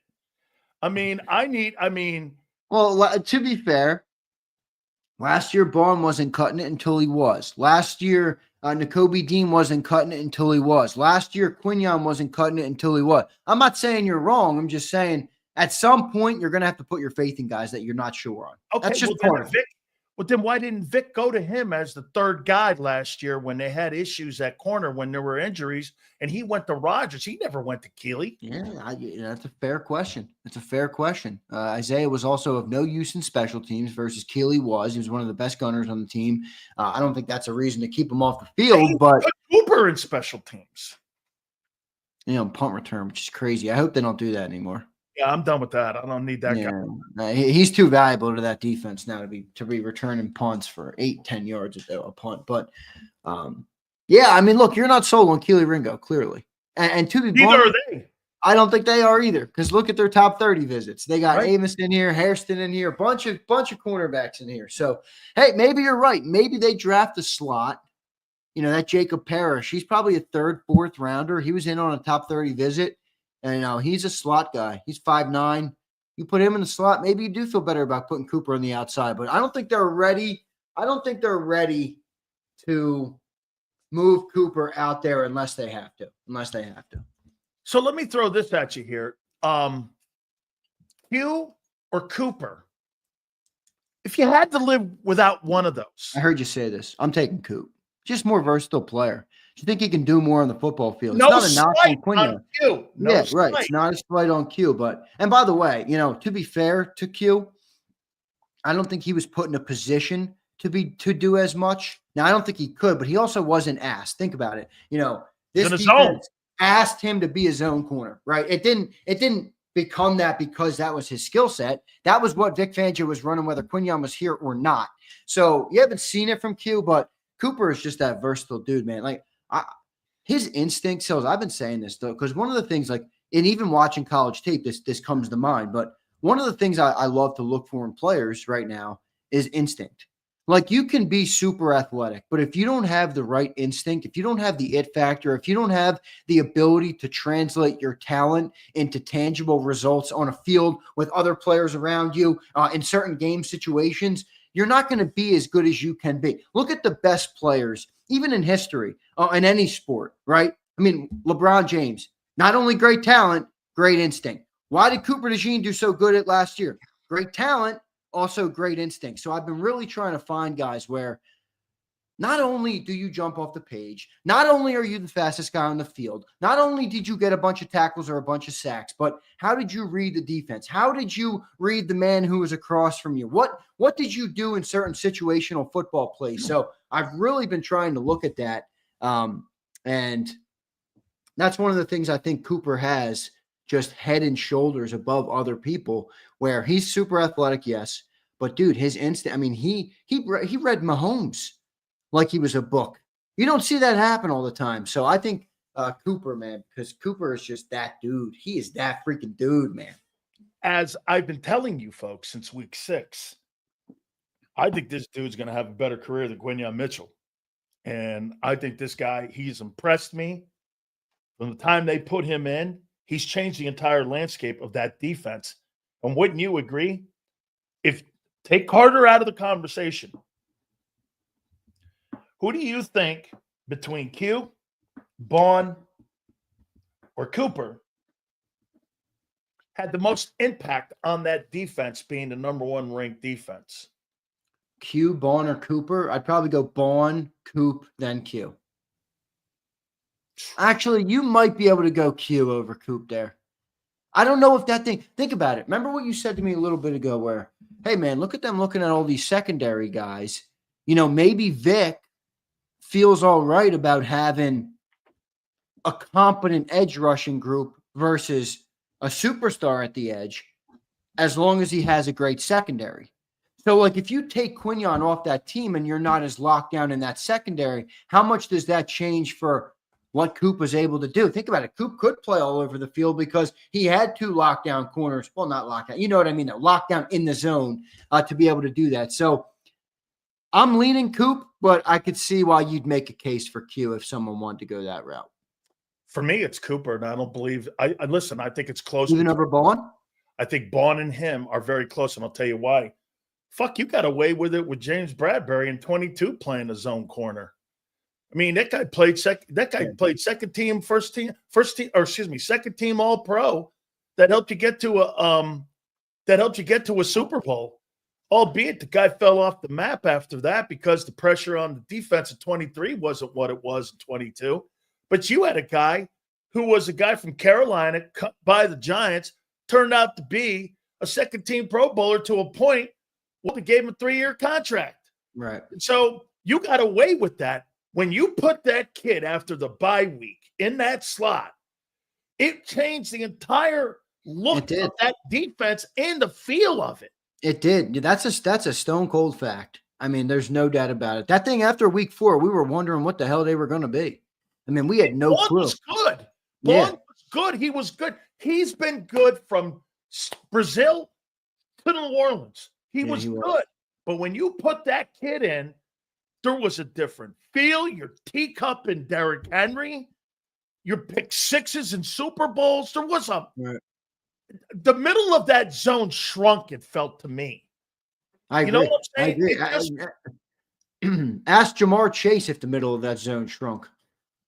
He couldn't get a 4th and 2 on Cooper DeJean, man. So, no, you're definitely right about that, too. That's the objective truth, that the defense the defense improved the most from the addition of Cooper DeJean over basically anybody else that they put in last year. So, there's no doubt about that. But all great pieces. You know, that's the one thing. I understand the conversation, but I do think they're all great pieces. And look, one of the things we've talked about with what was so special about the team last year is they were so complimentary, right? I mean, everything worked from the offense to the defense, even intra-offense it worked, the way Saquon complimented the offensive line, the way it was vice versa. On the defensive side, you had Bond, who complimented the play of even Jordan Davis and Jalen Carter perfectly. Milton Williams was able to eat because Jalen Carter was eating blocks. I mean, it was such a complimentary team. I have a hard time kind of taking anybody out of it, which is why it hurt when we lost all those guys on defense. But they were all a big piece of the puzzle last year for sure. All right. On this program, we explore everything. Okay? This is what we do here. This is what I've done for 40 years. And I'm going to ask you this question. So you're right. If Malachi Starks and Walter Nolan happen to be taken, sooner in the draft. And you're down there at 32. I heard you make a comment on your show today, which was right. What are we going to do down there? What do we got? You're going to take – who are you taking down there, okay? Okay. Well, would you ever contemplate sending that pick number 32 to the Steelers for TJ Watt? A cap-crunching team that's got contracts coming up is going to send a draft pick for a $40 million edge at 30 years old? I'm just trying to keep you good. I hear you. I'm not saying you're wrong for bringing it up. There's people out there who love that move. I wouldn't make that move personally. I think you just built a Super Bowl team, Sills. Okay, so wait, you're not making that move over money? Not talent, because the kid's going to the Hall of Fame and started. TJ Watts, I'm not saying he's not talented. I'm making that move because, one, money, and two, because of the roster building philosophy that I've employed for the last 5 years that has worked so well. I'm not going to take a freaking Molotov cocktail and throw it on and light it on fire. I'm just not doing that. Look at what we did to be able to build the Super Bowl defense last year. So much of that was built through the draft with Jalen Carter, Nolan Smith, Nakobe Dean. I mean, all Milton Williams, Mora Wajomo, all at Cooper, Quinion, Reed Blankenship was an undrafted free agent. All of these guys. So to take that philosophy and say, I don't want to take a top draft pick this year. I want to go and spend $40 million. Sometimes I'd say that's right. But for a team that just shed $8 million on their safety, for a team that has to shed the $12 million nut on the tight end, for the team that's about to pay $40 million to Jalen Carter and $25 million to Nolan Smith, I just don't think that makes sense right now. I think I'd rather take the draft pick, get the value out of it, the maximum value out of it over the long term. Obviously have to hit on the draft pick, but the philosophies work so well right now. If it ain't broke, Sills, don't fix it. I'm going to say no to the trade for TJ Watt. Because he has done that before for A.J. Brown. He has traded him. Yes, he has. Especially, and to your point, it's kind of a good comp because the offense, remember, we started 2-5 that year. It was the first, well, before we had A.J. Jalen got out of the gate a little slow with Nick Sirianni. There was talk about Nick Sirianni. How long is he going to make it in Philly? They turned that whole season around. The offense started to gel toward the end of the year, but you always felt like there was a missing piece, right? You got to the playoff game, we got blown out by Tom Brady and the Buccaneers.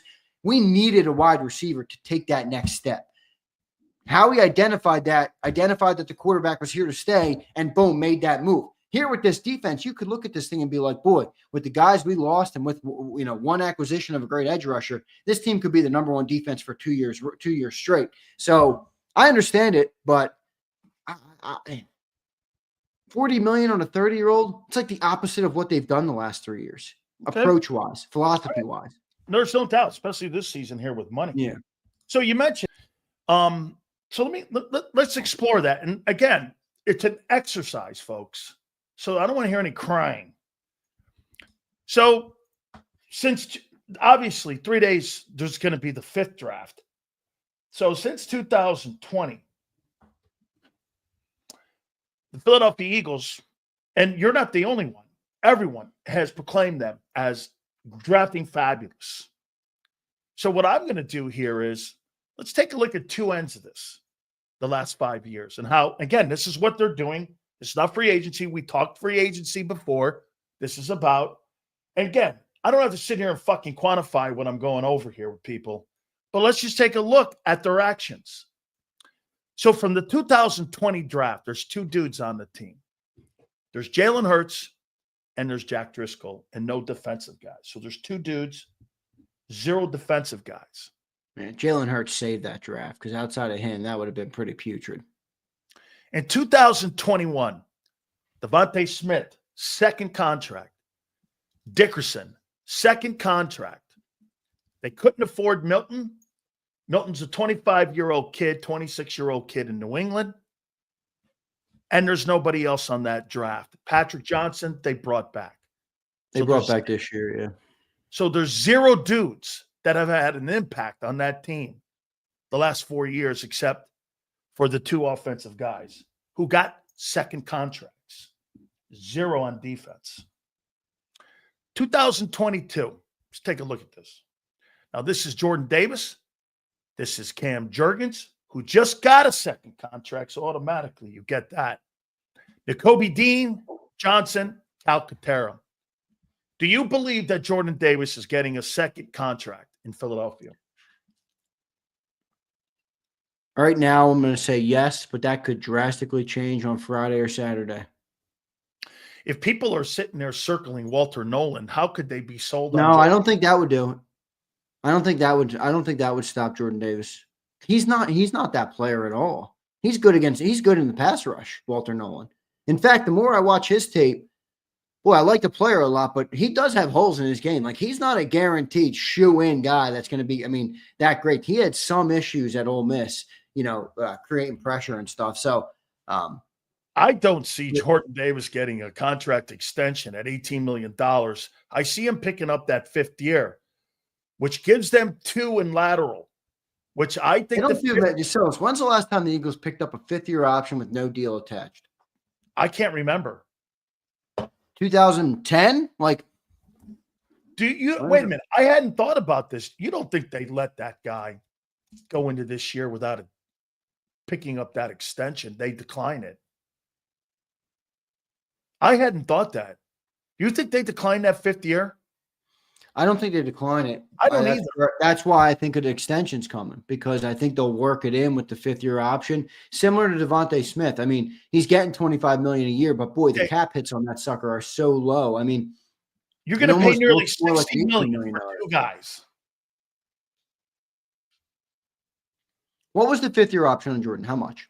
He's third tier. It's like 11-2. All right. Here's what I think they'll do with this. I think they'll give him, it'll be framed up as a 3-year, $50 million deal. It'll really be 4 years, $60 million, because of the fifth-year option. Like Devontae, remember it was reported 3-year extension, $75 million, but they worked in the fifth-year option. There was all sorts of void. Like, it was way different than what it was originally reported. 3-year, $50 million, perfect, Casey. That's exactly what I was thinking. 50-year plus the $11 million fifth-year option. Now you got 4 years. The average is probably $15 million. With the cash you're going to give them up front, you're looking at cap hits of probably under $10 million for the duration of the contract. I think they're going to keep that. I think they're going to remember, there's a pride thing here too, Sills. There's a pride thing here too. You spent the 13th pick on Jordan Davis. He hasn't been a total trash can. He hasn't been obviously a big player, but he does stop the run. So I think that's going to come into it. I think Jordan Davis will get an extension. See, I do not. But if they end up giving and taking at 32, say they move up to 26 with the Rams, that means you're going to be paying $16 million to Walter Nolan, and that was going to come to $4.8 million. You're going to pay him $4.8 million. You're going to pay him $15 million, and you're going to pay Carter $40 million. That's 13. That's 5, 6, 7, 8, 9. That's $93 million for 3 ball players that are your defensive tackles. Yeah, but the cap hits aren't going to reflect $93 million. No, I'm talking.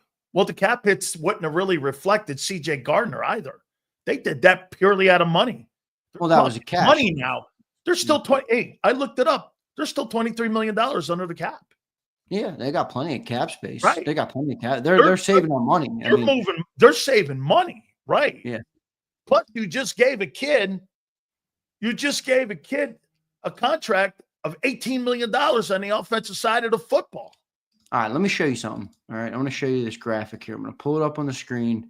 I want everybody to look closely at it, and this is going to be another reason why I believe that the Eagles will pay Jordan Davis. Whether you like the player or not you, Sills, anybody, I don't give a shit. It's not about my opinion or your opinion. I think the Eagles have identified that they want to keep the player in-house. This is one of the reasons why. Here's a chart, okay, of the last year's regular season football teams. On the left are your most run-heavy teams. On the right are your most pass-heavy teams. On the left side, you have 6 for 6 on playoff teams, and 4 of the 6 were top teams in the entire NFL. On the left side, you have 6 of the most pass-heavy teams, and not one of those teams last year made the playoffs. I'm not here to tell you passing's not important. I am here to tell you I think the shift in the NFL has started to get back to balance of teams are going to exploit undersized linebackers. Teams are going to exploit undersized edge rushers, and they're going to run the ball. You have a guy right now that allows your defense to be versatile and take away, or in many cases, mitigate the run of other football teams. That's the reason I think they're going to keep Jordan Davis, because I think this trend will continue in the NFL. Well, they ripped that whole theory up in the offseason by allowing all those players to leave. I mean, well, you didn't lose any run stoppers in the offseason. Yes, you did. You're trying to. Josh Sweat was good against the run. Why do you dismiss the fact that Josh Sweat and Milton Williams were part of that defense? They were good. I'm not dismissing it, but are you seriously going to sit here and tell me that they're those irreplaceable dudes? Those guys were 3-down players, man. Those guys They're not irreplaceable, bro. Actually, wait a minute. Milton's 10 times the player that Jordan was. He is. His versatility, played 3 downs for you. I mean, the backup guy, Moro Jomo, had as many reps as him. I mean, I think if anybody's replaceable, it's Davis. You better find a guy that can. That's why they're looking at Walter Nolan. Dude, there's about 40 dudes in the draft right now that are 280 to 300-pound defensive tackles that do what Walter Nolan does. They might not do it as well as him. There's like 2 dudes in the draft who are 330-pound run stuffers. And my take is, if Tyleik Williams happens to be one of the picks who was in on a top 30 visit and he's like 340 pounds, Jordan Davis Sileo is probably going to be right on this one. So let's see what happens. But absolutely. No. Hey, by the way, this is an exercise. So you and I disagree on Davis. All right. How about Nakobe? So we'll split that. So Nakobe, you think he gets a second contract? I don't. I think it's too much of a crunch for him. I think the injury happened at legitimately the worst time possible for him as a player. Horrible. Literally the end of the year. And he was playing really well. The end of the year, going into the final year of his deal, so much so that he's going to miss some time potentially in the beginning of his 4th year on the contract. So, like you said, he's played, 19 out of 51 games. I mean, that is an awful hit. He started 19 of 51. Right. Balls. He's probably spent, I don't know how many games on the IR. He's ended every season now on the IR. He had a big surgery. Now, apparently the surgery went super well. Maybe he'll be ready for the start of the year, but that's just one piece of the pie. The other piece of the pie is our friend Zach Bond, who we all love, and I'm happy we paid him, but Howie barely wanted to pay one linebacker. Do we really sit here and going to believe that Howie paid $18 million to Bond, and now they're going to give, 10, 12, 14 to Nakobe Dean? I don't think it's going to happen. I think they got Zach Bond. They identified him as the piece to pay at the linebacker unit, and they're going to let Nakobe Dean walk. I think they want Trotter to win that job. I do too. It's a good take by you. I mean, by the way, the Eagles put out a video today, and this doesn't mean much, but it will show you what the organization thinks a little bit, right? So they did a little fun video, how he was like rolling through flashcards of questions that came from fans. One of the questions was, what was your favorite draft day call to a prospect? He said it was Jeremiah Trotter. Again, that doesn't mean he wants him to win, but this organization, that means a lot to me. This organization loves Trotter. They love his father. They love the legacy that he had in Philly. They love that he grew up in this city, went to high school in this city. They love all of those things. If he's available or he's competent enough to compete and be there, I would say he's going to have the upper hand. By the way, he's cheaper right now too. That's right. This has nothing to do with it, actually, in theory. Yeah, that has literally zero. Nobody's saying that. Wait, Daz, so you think Nakobe Dean – all right, Daz, you think Nakobe Dean is going to get a $10 million plus contract this year in Philadelphia after Howie just gave an $18 million contract to a linebacker? I'll repeat that. And what Xander just said, and another 15 to Carter. You think they're going to give him, because he's also eligible to have that thing come up here? They wouldn't give TJ Edwards $7 million. He led the NFL in tackles. We're thinking. We're all thinking here, because Dean is eligible right now too. Yes, Okay. Dean is eligible right now. He's eligible. They're not doing that.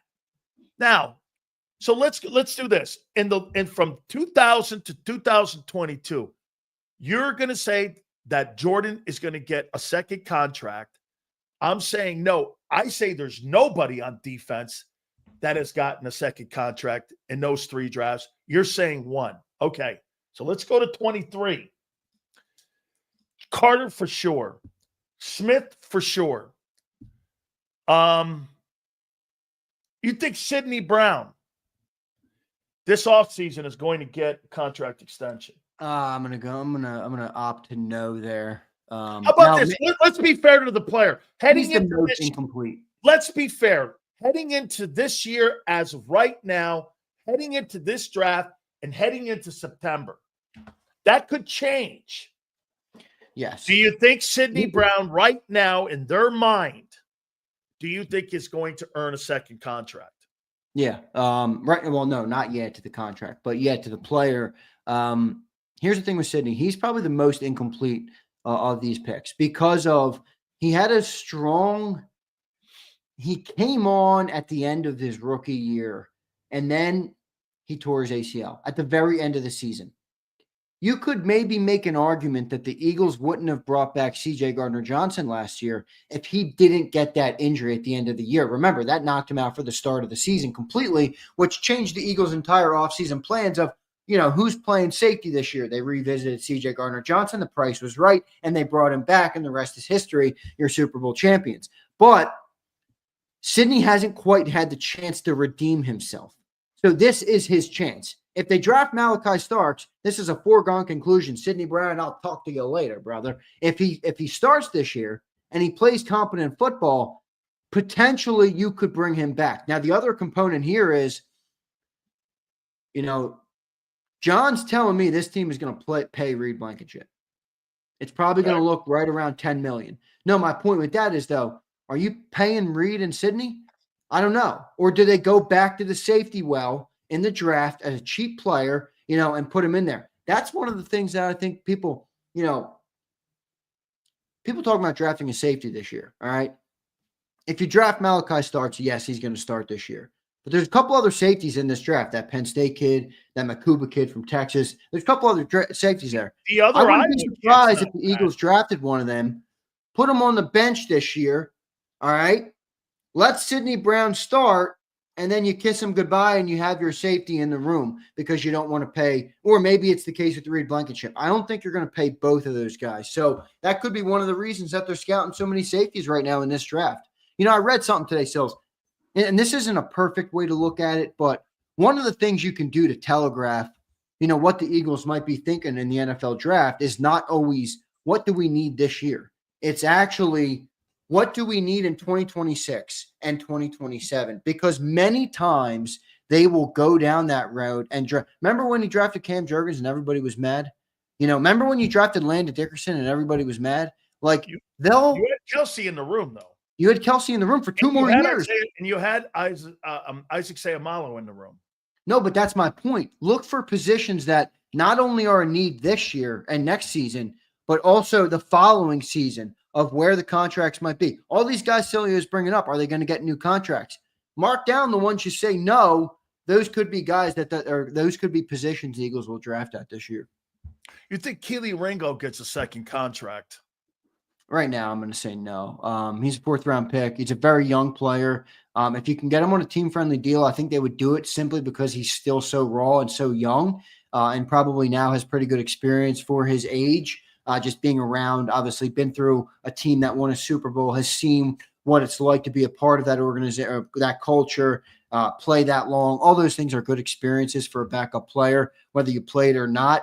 But it's this year. Like if he plays this year, yeah, I think they're going to give him a contract, honestly. If he doesn't play this year, it's obvious. They're not going to give him a contract. They're going to draft a corner in this draft, and I think that'll be a telltale sign of what they're going to do to him because of all the people and the DBs that they've brought in. Look at their behavior. Yeah. Moro Ojomo is the weirdest dude to think about here because, he was an important part of that defense last year as a swing tackle. Now they've got him penciled in, But right now, everyone's trying to replace him and put him back in that role again. Now, could you see them signing him in that role? I could. Okay. But if they're going to make him a starter, that's a different pay level, dude. I mean, by the way, he's up this coming year also for a contract extension. And you're looking to potentially replace him. You think Moro Jomo gets a team-friendly extension? I think that's possible, but it's like a Milton Williams thing, though. Like, dude, if he plays too good, which would be good for us this year, he's probably going to price himself out of Philly just because of the money you have coming on the defensive line. So, look, I like Moro Jomo.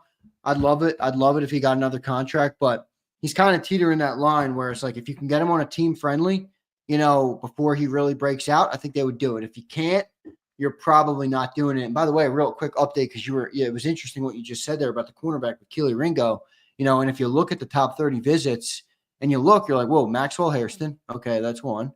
And then you're looking, you see Jacob Parrish. All right. You got Trey Amos. That's a guy that could go in the first round there. You brought in Justin Wallace. Like, they're bringing in a lot of corners. That might tell you what they think right now of Keely Ringo as a whole. And by the way, what I just said about safety, the most recent, and I didn't know this until just a second, the most recent addition to the top 30 visit list is the safety from Penn State, Kevin Winston Jr., another safety to the list after Walter Nolan yesterday. So they're telegraphing a little bit, which might tell you both of those youngsters, safety and corner, we don't love them, and we're going to draft. So it's going to be that's Vic talking. Yeah, okay? I agree. So 2020, just to recap, 2021, and in 2022, you think Jordan will? I don't, which means that personally, I don't think they have had a guy that they're going to give a second contract to from 20 to 22. And 23, I believe Carter gets it. I get Smith gets it. And I'm going to say Moro Jomo. So that's 3 contracts in 4 drafts from 2020. So let's go to 2024 here. And this is kind of tough to speculate because it's been only 1 year. Tough. However, I think the kids, the top 3 are projects that they really, really, really want to build a defense with. Yeah, I agree. Cooper and Jalix Hunt. So that's 3. It's the top 3, and it's Trotter there. The rest are not. Yeah, they'll put Trotter in there too. Trotter obviously has to earn it. Like, let's be real. But I think that's the one that the Eagles would like to see him succeed, and if he did, they would be happy to give him a contract. 4, 5, 6, 7. So 7 guys in 5 years on defense will earn second contracts, will earn second contracts. They've drafted 41 picks. How do you think they've done defensively in the draft? Look, I think they've done pretty good. Like, I mean, even Milton Williams, who's a guy who doesn't check the box of what you're doing right now. Like, that was a successful pick. Yeah, but he's not on the team building it and building that defense. He's 25 years old. Still, not every pick is made to build your team, bro. Yeah. When you let loose of a 25-year-old player because you can't afford him, that's because you're top heavy in your salary cap and you're spending money on one side of the ball, and you're top heavy in your cap, and you have to make these fundamental financial moves. You're not keeping players. I think after you get out of you're not keeping players on that side of the field because of money, not because of production. I know that, but my point to you is that I'm having a hard time just saying he's not a factor on your team going forward. I know, but after the second round, Sills, not every player there is drafted to be a building. So you're not trying to get to a second contract with players? That's not what I said. Where did I say that at all? I'm saying when you're a Super Bowl team, you need rookies, brother. You're changing the conversation up on what I'm saying. No, I'm not. When you do that. Because I don't think Milton Williams is a bad pick because you think that's not player development. Then when you have a guy only earn 1 contract. Oh, really? A guy that just got $28 million in the open market wasn't good player development? How he's drafting a guy, he's looking to draft a guy for 1 contract. I didn't say that. I said after the second then what round. Are you saying? After the second round, it's more likely that you would have players that you view in that light. Yes. Teams don't look at things only in 10-year windows for draft picks. I got to put a Super Bowl team in the next 2 years. How is that player development when the kid doesn't get to a second contract? I didn't say it How is wasn't that player development? I didn't say it wasn't player development. I said not every player is here for a second contract. Right. You only have 7 guys in 4 years and 4 drafts earn a second contract on defense. Okay, so was Milton Williams a bad pick? At the end of the day, he's not a factor on your team at player development. All the shit you did with him, he's now in New England in his prime. I think that's not a great move. Okay. But no, you're right. So we are at the opposite end of the spectrum. Watch this. Check it out. So, okay, Landon, second deal. Mulata, second deal. Lane, 5th deal. Center, second deal. Hurts, second deal. Devontae, second deal. Tight end, second deal. You don't have anybody on defense you're doing that with right now. Offense is priority. Defense is a luxury. You don't draft 3rd round, 4th round, 5th round defensive guys and judge them based on the second contract. Milton Williams was a smashing success. Absolutely not when you let a 25-year-old D tackle leave. Dude, he was a contributor on the Super Bowl defense. The idea of drafting is to player development and keep people in the building to get these guys to 2nd and 3rd contracts. That's what they're doing. Bro, you and I have a different opinion of player development. When you're just developing players to get the 1 deal and not a 2nd deal, you're not player developing.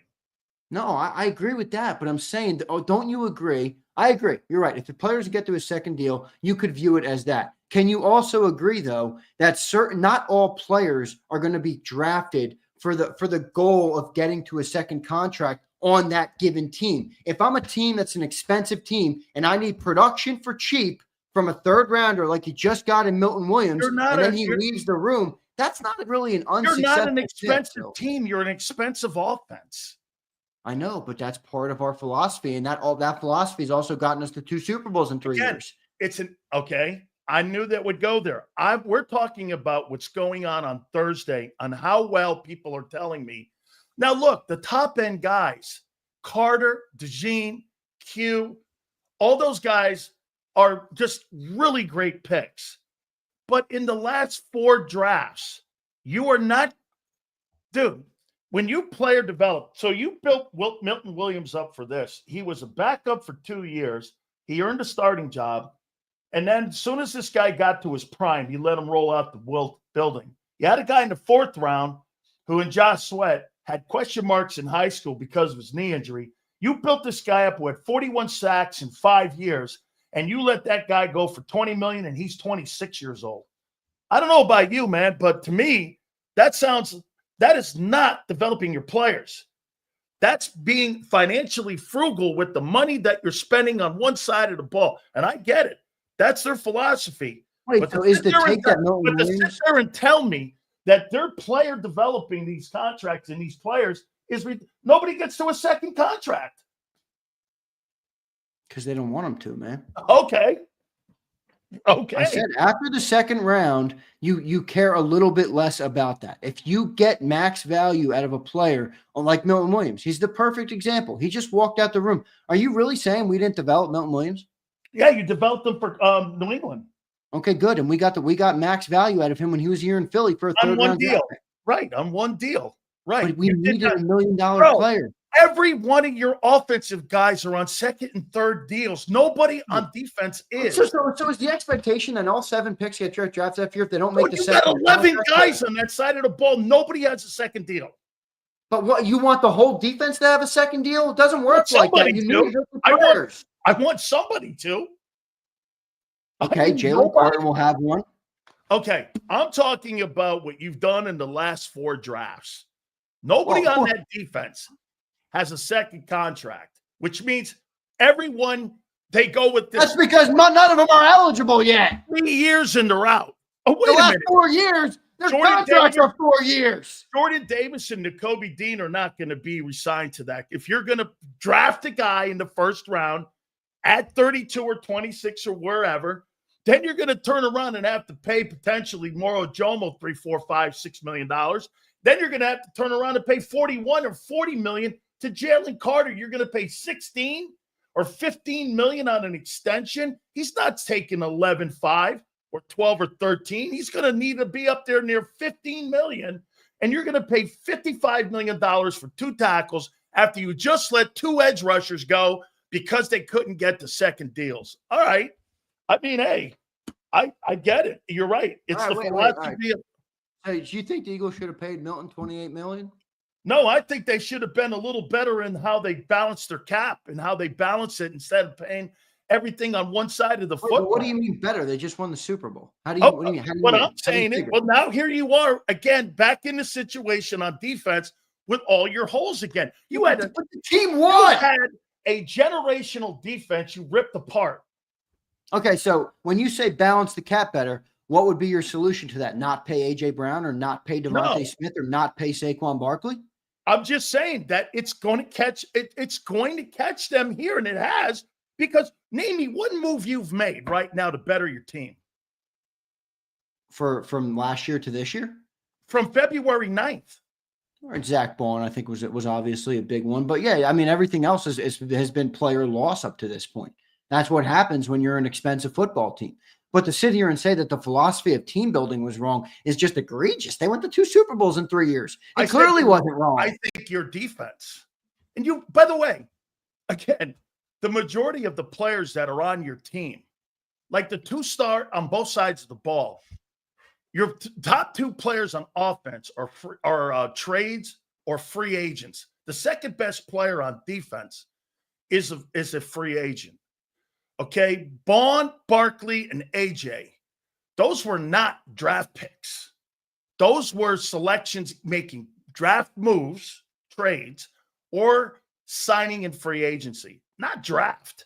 Carter's a slam dunk. Landon, Mulata, all of that. Lane, Hurts, all of that. But again, the side that suffers, it was would you agree that defense, the way it played, that has to be the best defense in Eagle history, even gangrene, because of what they did and how they took apart Mahomes. Within a matter of 2 months, that thing doesn't even resemble itself. Well, I don't agree with that, but okay. To a large extent, you lost a lot of it. I agree with that. I mean, for sure. But yeah, I mean, look, this is the philosophy, though. I mean, I think your pushback is more because you value defensive players more. My pushback is not that I value one or the other more. It's that their plan, objectively speaking, has worked successfully. Yeah, what people are trying to tell me is that, again, from 20 to 22, there's not going to be one player that will earn a second contract. We'll separate with Jordan. I don't believe there'll be a player earn a second contract. So is the only thing that matters what a player does on a second contract? No, it matters to me because it's about getting to the second and third like the Steelers do. Yeah, but that's for individual players, Sills. Dude, bro, that's how if you draft a kid, the objective is to try to keep that kid in your building because of the money, the valuation, the drafting. Can someone get me a percentage of players that sign a second deal with the team that drafted them? What's the percentage on that? Okay, well, let me say this. How can you have 3 years where you're not going to have one guy earn a second contract on defense? You think because you're rotating the door. Because you're paying $100 million to the offensive line. Would you rather gut the offensive line to pay Milton Williams? Because I fucking wouldn't. Okay, so like I said, for 3 years, from 20 to 22, there won't be one player on defense earn a second contract. Okay. And what does that mean to you? That means they're not developing players on that side of the football. They develop them to what you say. One contract and you're out. No, because that's what they've done. You need cheap production, Sills. Oh, okay. So what they've done, okay, so we'll agree on this then, that players on defense, most likely, will only earn one contract and they'll move on because they don't sign guys. That's what do you mean? That's what they're doing. Not what I said. I said after the second round, you have different goals for players. If you have a team that has a $100 million offensive line, $50 million in receivers, a $50 million quarterback, you have to have cheap production some places. Milton Williams as a third-round Wait a pick second. was It a doesn't- wait a supreme success for I the see. Eagles. All Because he didn't get a second contract in So Philly. you're looking does at not mean Jordan he wasn't Mailata. successful. When Jordan Mailata is taken in the 7th round, he was, because he ended up getting his, I think it's second or third now. That to me, that's a player development. You found a guy in latter rounds. He's earned 3 contracts and he's turned into a stud, and you kept him and you're paying him. You don't do that on defense. Okay, so you're by your estimation or by the way you are grading No, these, I'm going by what Milton they've Williams done. was a failure for the Eagles. I No. disagree vehemently. What are you disagreeing on? This is what they did. I don't because they pay the offense. This isn't news. Okay. You need cheap production on I rookie know deals. that. I know Not that. everyone is there Like to get I a second deal said, in Philly. This is not an opinion. This is what they're doing. Nobody gets second year.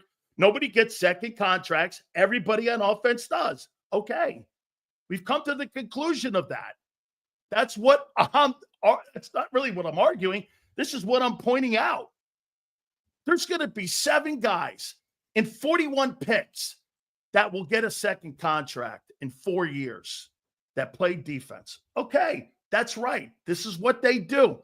The formula on how they look at defense, like they say, there's no doubt about it. It is by far a priority. But when people are telling me that they sit here and develop these guys, according to you, just like you said, if you're drafted in the 2nd and 3rd round, count on 1 contract. Right? It's a fair point. I mean, it does certainly look like that, but that's what happens when you're paying $100 million to your offensive line. I mean, another guy got signed yesterday. And then you also have the top paid running back in the NFL. You also have the top paid receiver in the NFL. Like, that's obviously going to have to be the give. I'm not saying you're wrong, but Xander, just do this. Yeah, that's true. That's true. I can't believe you would say that Milton Williams wasn't successful to the Eagles. Because Well, here I'll get, as soon as I get Mike Gullick on here, I'm going to point out to him that in the last 4 drafts, only 7 guys on defense will get second contracts.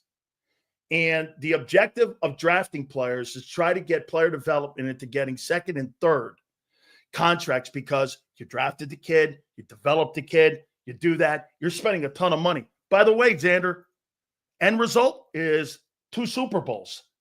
I get it.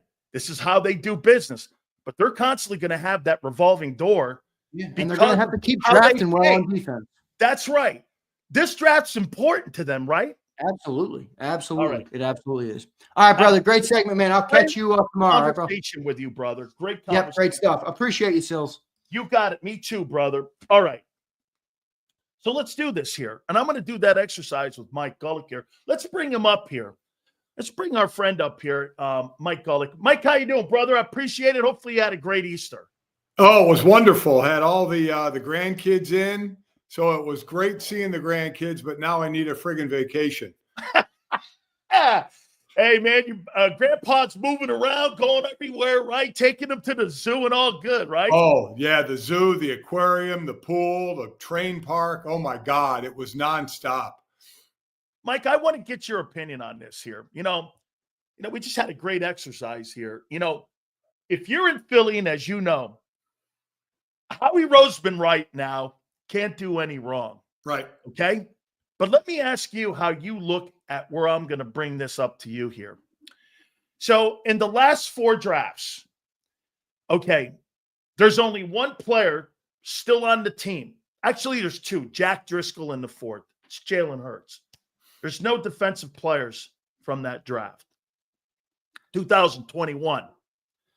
There's no defensive players on the team now because Milton is now 25 years old. He's in New England. Right. There's not 1 defensive player that's on the current roster now. 2022. Most people in Philly don't believe Jordan Davis is going to get the extension because he plays 20 plays a game. He's not a 3-down guy. And that's going to command 13 to 14 million. Where, Mike, get this, 9 guys on offense make $228 million of the 270 cap. Jacoby Dean has played 19 of 51, or excuse me, started 19 of 51 games. So they're probably not going to get a second contract with Jacoby or Jordan. Jalen Carter for sure. Nolan Smith. Sidney Brown most likely will not. Keely Ringo won't. Moro Jomo probably as a swing tackle. It'll be a friendly deal. So there's 3 defensive guys. Cooper DeJean, Quinyon Mitchell, Jalix Hunt, all showed fabulous promise. Probably even Trotter Jr. Okay? So you have 8 guys on defense in the last 4 drafts. A lot of it has been done with free agents, and most of the time, the Eagles don't get the second contracts. My pushback, we were just talking, isn't the idea to player develop a guy like Milton Williams at 25 years of age and to continue to develop that player and have him be an impact on your team instead of allowing a guy like him and, Josh Sweat, 28 years old, to leave the building? They're spending so much money on one side of the ball. Give me your takeaway on what I just said. Well, I mean, listen, it's they prioritize, right? And it's not about sides of the ball. It's about talent on the field. If you have more talent on the offensive side of the field, you're going to prioritize that. Now, that doesn't mean you don't care about the defensive side of the field, but you can't pay everybody, right? You just can't. Especially, that's the one thing about, Howie Roseman. If you get draft picks now some draft picks haven't worked out, A, by talent, B, by injury, which injury you can never prognosticate. Talent, listen, you can misread somebody and it doesn't work out. And then you listen, you have Jalen Carter, but you have Milton, how much do you pay? You knew, listen, and we're going to find out. We're going to find out what he was paid in New England if he was, I don't want to say overpaid, because you're not overpaid. You're paid what somebody thinks you're worth. So, but that may be too rich for Philadelphia when you know what you have to do with Jalen Carter. So it's all about prioritizing and foresight of not only what you have to pay an individual, but when you have to pay them. Mitchell and Cooper DeJean, look like absolute studs. Absolutely. But they're both going to be in the second year of their deal. So that's still pretty friendly. You got a couple of years before you even have to worry about renegotiating, let alone picking up an option. And some you don't even have to pick up an option. So that's what it comes down to. While you try and keep it balanced on both sides of the ball, you still have to prioritize on how good that player is and to keep him. Cam Jurgens becoming the second highest paid center. We all knew that he was a hell of a center, and that's one side of or part of the team that comes as 5. That's just not, 2 D tackles or 2 D ends or 1 quarterback or 2 wide receivers. That's 5 offensive linemen. That you look at what Saquon Barkley did his last year in the Giants and his first year in Philly. Saquon's a great back, don't get me wrong, but you can't tell me a lot of that wasn't because of the line he was running behind. So you have to have priorities. Mike, maybe what I'm doing here is, again, because like back in the day when you and I played, it was about stockpiling players, getting the second contracts. And in today's salary cap era, you've got to prioritize, especially in the O-line. Look at this. Both tackles are $25 million. The guard, Landon, is $21. They just gave Jurgens $21 million. The back's making $20. The quarterback's making $51. Both receivers are, one's $35, $32. The other's $25. There's no doubt that's where we are in the NFL today. Is at the point that, hey, defense is a luxury. Hugh Douglas says this all the time. Defense is a luxury, but you've got to have that money on that side of the ball. Yeah, listen, defense, you can still say it helps win championships, but if you can have productive players on offense, and again, the offensive line you talk about, it's an unsexy position to talk about, but when you're good, you damn well talk about it. And you have receivers and a running back and a quarterback, where on defense, you want to have a pass rusher, whether it's Jalen Carter pushing the middle or an edge rusher and Nolan Smith. You want to have a linebacker. You want to have a couple of DBs. You want to have in specific spots, on the defensive side of the ball where your stars can take over a game and fill in the other spots with guys who can play good, sound defense. Mike, the offseason here for the Eagles, obviously, they lost quite a few players on the defensive side of the football. Hurts last year at 29.03. He was great in 2 of the most important games. He was spectacular in the NFC title game, and he was spectacular, obviously, in the Super Bowl too. The offense was 30th in passing. And now with that defense having not the same personnel back, they were number 1 in the National Football League. How important is for them to create a little more balance instead of being just number 1 or number 2 in rushing? Can't be number 30. Has to be more weight, you think, on that offensive side of the ball, because that defense has got a lot of new faces. Well, I guess I would say it this way. It would be nice, but who's putting the rings on? Hey, Listen, they won. I mean, they won. Not to say that that's how you want to do it, have the top rushing attack and the 30th passing attack. That's not quite the balance you're looking for. But they're going to have a ring ceremony.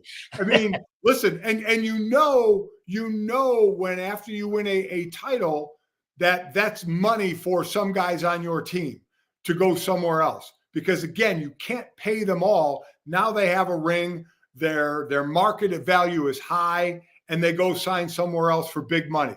And they may earn that big money. Again, I don't begrudge them going for that money, and you're worth what somebody is willing to pay you. But yes, you can always look for improvement, but the results speak for themselves. They were the last team standing. Absolutely.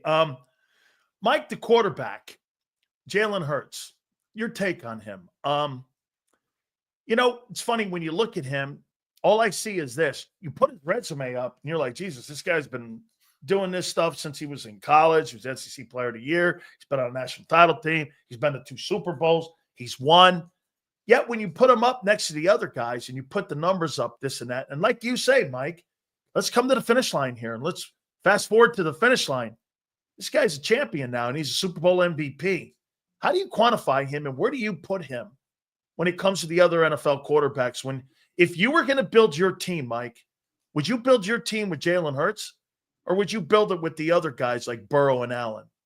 Well, I mean, Burrow, Allen, Lamar Jackson's got a couple of MVPs. He threw 41 touchdowns last year? Yep. And just 4 interceptions. And they had a great rushing attack with Derrick Henry. I mean, that's why there seemed to be some drama with the Eagles, A.J. Brown and Jalen Hurts, even during some of the wins, because there isn't the high-powered passing offense. Rarely this has not been a running league, right? Yeah, right. The running back position has been so undervalued and underpaid. Though Saquon finally hit, $20 million a year, with the extension. But the rushing attack, running backs, I mean, Bijan Robinson is going to be the next guy that probably breaks that. But the running back has been an undervalued position, and normally teams don't live on the run, but 2 of the better teams did. Baltimore and certainly Philadelphia lived on the run. So it's still odd to see when you're normally looking at heavy passing attack like Cincinnati. Look at Cincinnati.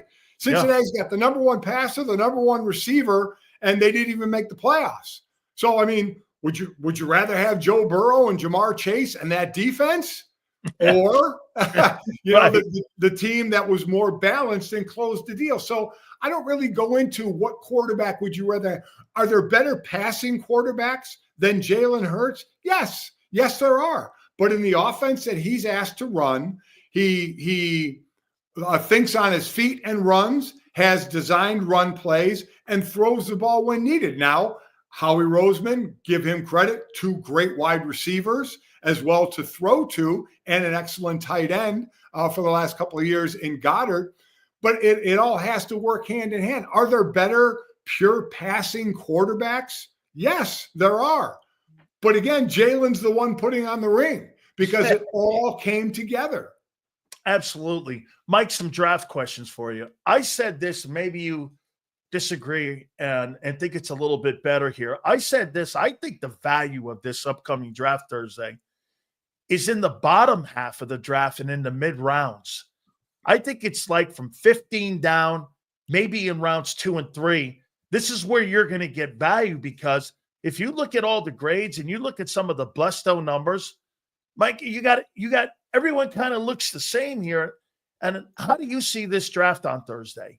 You got 2, I think, Again, this is all on paper because we know, especially quarterbacks, half the quarterbacks in the first round become busts. Right. And they're so overvalued and overplayed, drafted in the first round. But for everybody else, you look at positions and you look at who potentially, and I use the word potentially, could stand out. Travis Hunter, Abdul Carter, right?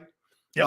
And maybe throw one lineman in there. I mean, the kid from Missouri certainly kind of picked up his slack. I'm drawing. Meebu. Yeah. He picked up some slack, but there's a number of good offensive linemen as well, especially offensive tackles, a couple of interior linemen. But they're really, even Cam Ward going to go number one. I don't think anybody's looking at Cam Ward as a generational player. No, I'm not. He's just the best quarterback in this group. But Travis Hunter, with the ability to play, multiple positions on both sides of the ball, and Abdul Carter playing one of the premier positions of edge and be able to get into the ball, those are kind of your stars. The rest are, when you say best player available or need, depends on what direction you want to go in. But look at the discussion we're having a quarterback. I mean, we've got Shedeur Sanders going 3 or 21. I mean, we've got him possibly going high or falling. There's talks that people now like Jackson Dart more than Shedeur Sanders. The quarterbacks are always going to get the talk. Ashton Genty, what he's talked about with Omarion Hampton, 2 running backs in the first round. But the running back position is deep. You may be able to get value in the 3rd and 4th round. Edge rushers, defensive backs, you may be able to get that value because that's where you're right. First round picks are supposed to hit, but it's one person. Now, it's one person that potentially you want to hit and that you eventually maybe have to pay big money. But man, you go back to Jimmy Johnson. Jimmy Johnson made his bones with 3rd, 4th, 5th, 6th, 7th rounders, finding absolute gems. Absolute studs, Hall of Famers. Larry Allen, 12th round. Exactly right. I mean, that's where you find multiple players. And if those guys stick on your roster, that's where you hit it big. Absolutely. A couple last ones here for you. Mike, I know they're completely different sports, but I'm sitting there watching Shohei Ohtani, and I'm watching him, and I'm going like this. Holy cow. So wait a minute. This guy can win 12 games for you, throw 102 miles an hour, 50 home runs, 50 stolen bases. He's the best power hitter in the game. Man, the value of that guy playing both ways has got to be a massive value. Now, I started thinking about Travis Hunter. Don't you think there's a value to that, Mike, for Cleveland? If you're sitting there at 2 and you do, Kevin Stefanski has a little Kyle Shanahan in him. Maybe moving him around, maybe playing. Jay Gruden on the program a couple weeks ago said that, hey, I'd let this guy play offense, and the first thing I would teach him would be the offense, and then put him on the defensive side. Mike, are we not valuing that enough? And are we just, because you and I do this and go, nobody can play both ways? That's just not happening. Well, I think the guys are a little bit different today than when you and I and Dion kind of did it. How do you see Travis Hunter and his value? Well, guys are better athletes today than going back. Now, better athletes doesn't mean better players. I got Bigger, it. faster, stronger today in all sports, but it doesn't mean better players. Now, in some cases, they are better players. Travis Henry, I would go the other way. I would start him on defense and supplement offense. But look at Shohei. What did Shohei have to do last year? He plays both ways, but he had surgery and couldn't pitch. So that's the one thing. You expose them to more things on the field, and you expose them to more things on the field and the potential of getting hurt. Now, can Travis Hunter play every single play on offense and defense? I don't think so. As great as athletes are today, it's just too difficult in the NFL. The players are just too good. They're too fast. They're too physical. It's hard enough to master one position, let alone 2. Do you want good at both positions, great at one position, very good at both positions? I'm sure Travis Hunter believes he can be great at both positions, and that's fine. But can you? Now, you could try it out. I certainly wouldn't try it full time. And I would have him on the defensive side of the ball more and supplement with the offensive side of the ball. But either way, you're fine. But I would certainly let him do it.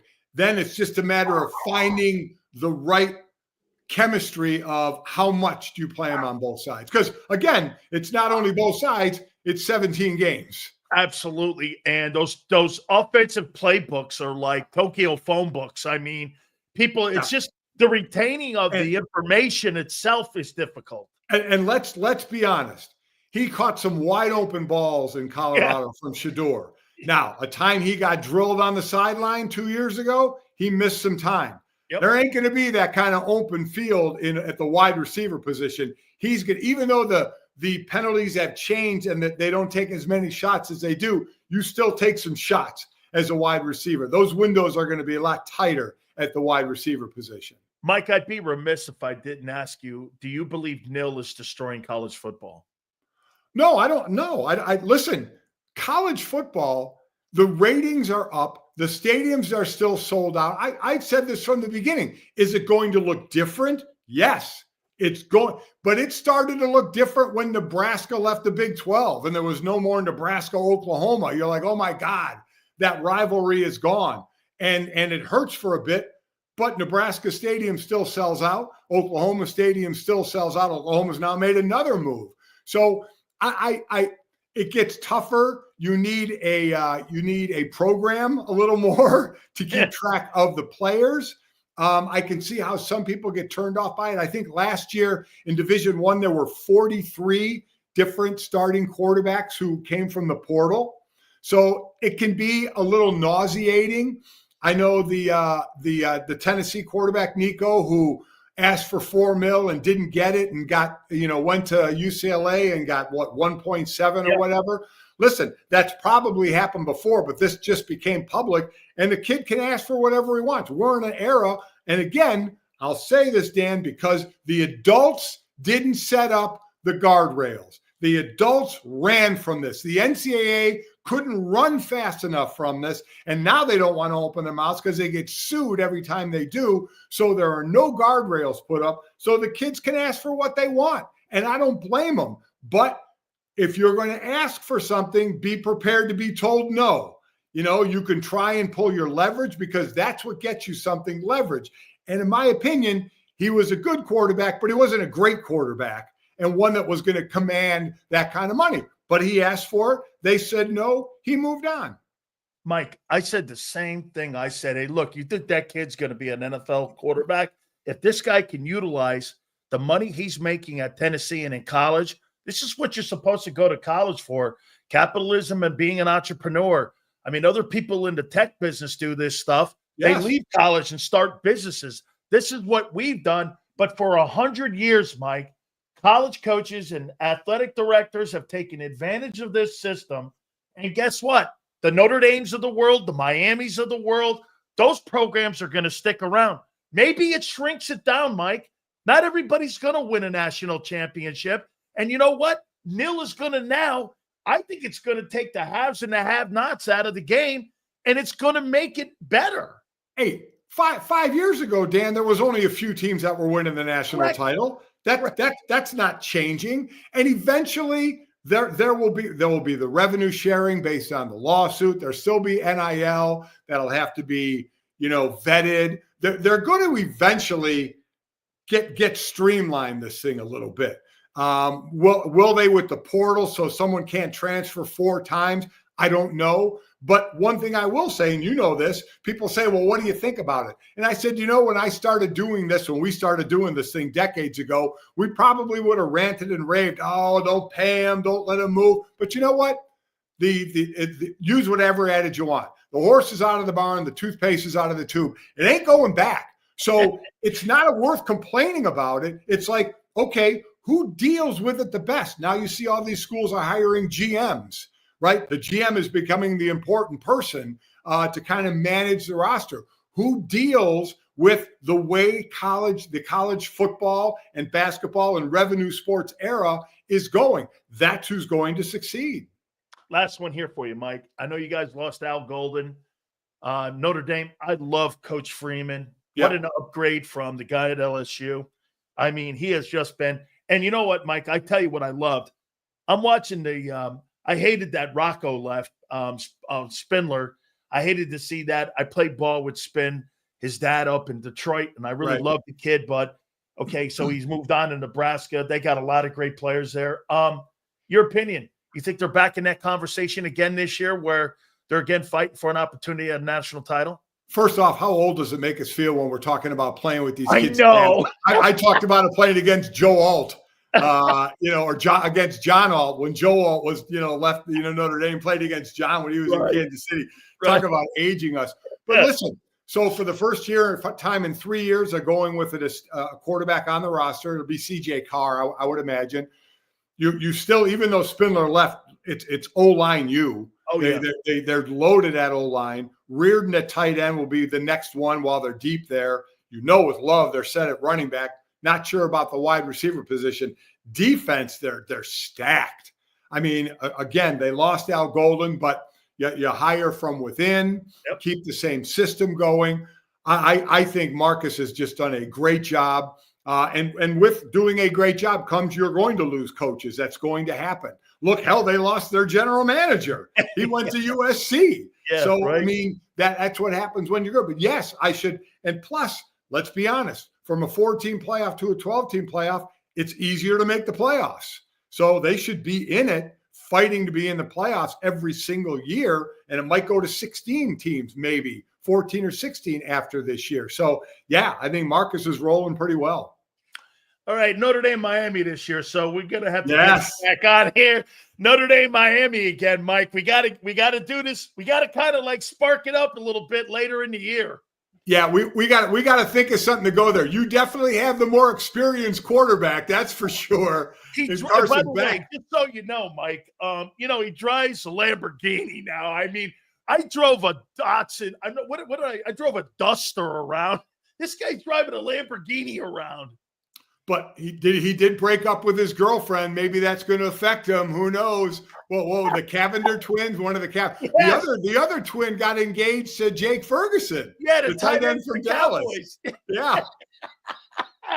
Hey, Mike, thank you so much for finding time and working around it, man. I really appreciate you always doing that. God bless. By the way, make sure you tell your brother Bob I love him. He loves my wife. I mean, every time I see him, we take pictures together at the Super Bowl. Bob Gullick's a dear friend of mine, man. I love him so much, as you are too. Mike, thank you, my friend. You got it, Dan. Take care. You got it. Our good friend, Mike Gullick there. Love the Gullicks, man. Fantastic. Make sure you check out his podcast, too, that he does with his son, too. Those guys have really done a nice job, too, as well. So appreciate you guys. Thank you very much. Do me a favor. Please hit that like button. Let's see what Bob's got to say. How you doing, Big Bob Brown? Nico passed on $2 million tax-free Tennessee. Yes, Bob? That's a big loss. Okay? That is, without a doubt, that is a pay cut. And you're right. 50% of that money, Bob, is going to go to Gavin Newsom. Okay? Hey, let me tell you, Bob, when you play ball in Tennessee, you get paid there with a little bit of liquor and a little bit of whiskey, and you make it out back in your backyard back there. And if you have a little extra job in the off season, you can go out there to the old still and cook up something you made down there. How you doing? Hey, and by the way, Suzanne, Big Sills gets people on our show that have opinions. You see, what we don't do here, I don't control my guests and what they're going to say. Unlike WIP or The Fanatic or anywhere else for that matter. You see, Sue, people got opinions. May not be Big Sills. Holy cow. She's related to LJ. Yeah. Hey, Sue, I'm glad you think about me, man. How you doing, sweetness? Hey. How you doing, Sue? Yeah, it's okay, Sue. Got me? You got me, Sue. How you doing? Yeah. Listen, LJ, nobody from Canada lives in Big Sills Head. You would at least have to be south of Canada and not drinking Similac. Hey, Sills, corn mashing is still. Yeah, those old boys have no fingerprints. I know. I've seen some of them guys. These guys are psycho, man. Oh, we still got. Look at this, man. I've moved off of one topic. Hey, do you know what we do here? We have topics. Sports talk. How you doing? Xander was great. Everybody's been great. You've been great. Okay? I do? Hey, Sue, one thing Big Sills doesn't do, I don't talk about other dudes or go to bars with them. You don't have to worry about me. Big Sills don't talk about dudes or go to bars with them. That's not what I do. Hey, Dan, we got about 14 friends of ours. You want to go to a bar? Nah, any chicks? No, that ain't happening. I don't go to bars with dudes. It has to be women there. Like, you know, those fantasy things those guys do? Okay? Hey, we're going to have a fantasy draft. How many guys are showing up? Oh, about 30. Well, how many chicks are showing up? None. Yeah, no. Now, I'll go to that if there's like guys bringing their old ladies. Now I'm in. Oh, you brought your wife? That's good. Okay. That's great. Sure. I'm all for that. I love women involved in sports. Shit, my wife's one of the greatest sports people I know.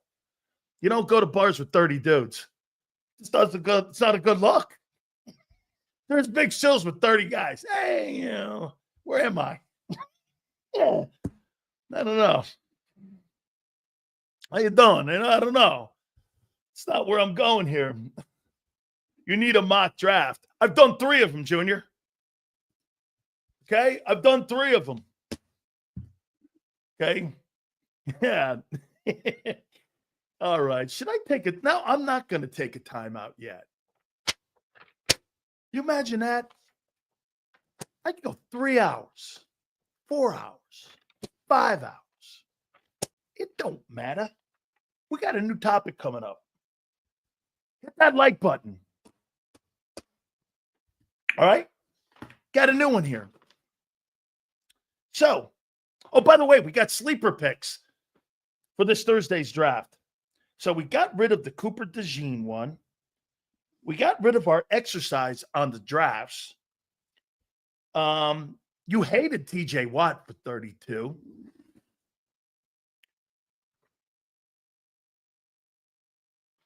Let's do this. Let me get my notes here. Now, here we go. Should Brock Purdy be paid more than Jalen Hurts? Let's take a look at this. Brock Purdy, as he's 25 years old. He's 23-13. He's been to 2 NFC title games. 17-game average. 454 attempts, 307. 68 completion percentage. 4,045 passing yards. 28 touchdowns and 10 picks. And he's the 3rd highest rated quarterback in the last 4 years. Hurts, 46-20. Spectacular resume. 2 Super Bowls, 1 win. 428 attempts, 276 completions. 64-4 completion percentage. I don't believe he's that. I think Hurts is more about a 68. I think he's right there with Purdy. 32-38, averaging for his, what is it now? 21, 22, 23, 24. 4 years starting. 32-38. 19 touchdowns, 9 interceptions with a 93 quarterback rating. Isn't he the next guy up? Shit, you paid Trevor Lawrence $55 million. How many people in here believe Trevor Lawrence is a better quarterback than Brock Purdy? I don't. Because if you're going to use the metric that you use for Jalen Hurts, the guys won more and the guys performed better. Name me one thing that Trevor Lawrence has done better than Brock Purdy. It's not winning and it's not performing. Get this. Here's Daz. Put Lawrence on the 49er team. Put Purdy on the Eagle team. You want to go there? Is that what you want to do?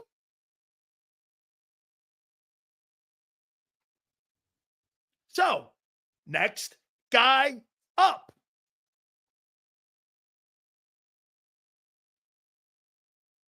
The highest paid quarter, Jared Goff, is as accomplished as Brock Purdy. 0 rings. This debate's not about really Hurts. It's about the next guy up. Lawrence, Goff, and the rest of them. Every contract that comes up makes more. Are you trying to tell me Dak Prescott's a better quarterback or has done more? I'm using the fucking Jalen Hurts conversation for Brock Purdy. Why can't I use it for him? He's got a good team. He's got a good coach. Okay? Well, he's won. Dak chokes. Purdy doesn't. Shit, Purdy took the Kansas City Chiefs to a 5th quarter in a Super Bowl. Again, he's the next guy up. Purdy had a loaded roster and failed. Hurts has a loaded roster and he won for sure. Trevor Lawrence doesn't. So wait a minute here. How come that argument only works for Jalen and not for Brock Purdy? Brock Purdy was the 7th round pick, the last player in the draft. You don't think he's overexcelled and he's overachieved? You don't think that? You don't think Jalen Hurts is overachieved as a 2nd round quarterback? Holy shit. Talk about one-sided conversations. If you can play Trevor Lawrence, 55, he makes more than Hurts. Dak makes more than Hurts. I mean, why can't Purdy make more than Dak and Lawrence? Wait a minute. You guys are changing the conversation to only fit Jalen Hurts and not the next guy up. Okay? And if I'm Jalen Hurts, you guys are totally missing this. I want Brock Purdy to make more money because then I could take my resume when my contract is up and go, what's he done more than me? You folks miss the boat 99% of the time when I bring topics up. And it's classic. The more people are making money in front of Hurts or behind Hurts, the more he continues to win. His next contract's going to be potentially $65 million, or maybe it won't. I don't know. How about this? Why haven't the Eagles given Jalen Hurts it's right now they could do anything they want. They can elevate him and give him a contract extension. They could give him more money, rework his contract. Why haven't they?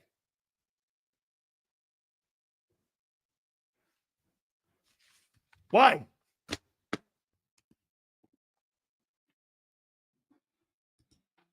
Sills, what you're describing shows the greatness of Howie with contracts. True. Howie moves early and sets the market on salaries, which saves him millions down the road. Hey, Bob, on offense, it saves him. He saves money on defense by not going and paying anybody second contracts. I happen to agree with Mike and Xander. Hey, offense is a priority today, Sells. They're right. But don't expect to see a ton of guys getting drafted that are going to be Eagles for a long period of time. That's not going to happen. You're not going to have generational players on defense any longer like that. Okay? That's not the point, guy. Boy, if I'm Jalen Hurts, I want Brock Purdy to get $65 million. Because then there's nobody in the NFC that has a better resume than Hurts. Nobody, including Stafford. Stafford's a better passer. Yeah, well, that doesn't really reflect how they do business in Philly when it comes to playing offense. You guys are right in that aspect. Dude, 19 touchdowns, 9 picks, 3,200 yards. That's the winning formula in Philly to win Super Bowls. The less passes Jalen Hurts throws and the less yardage he throws for, the more successful that team is. Proof is in his performance. If Jalen Hurts is throwing for 4,000 yards and 30 touchdowns, you're going to win 6 ball games.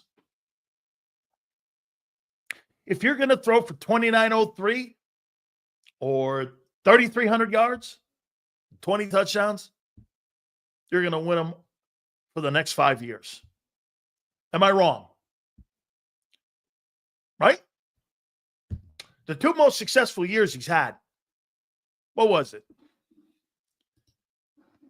2 most successful years. Here's his 2 most successful seasons. Was 22. He threw for 3,700. 22 TDs, 6 picks. This last year, he threw for 18 touchdowns, 5 picks, and 2,903. Be fair, 15 games. And they won the Super Bowl. The least productive season from the pocket for Jalen Hurts resulted in a Super Bowl.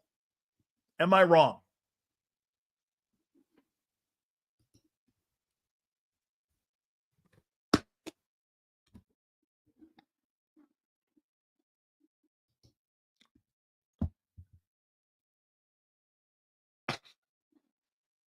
Dude, you got fucking rocks in your head.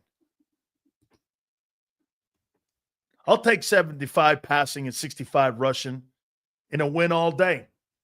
That's your yeah. That's your formula. I'm not dismissing that. I'm not sure what you're saying. Okay? So back to the topic.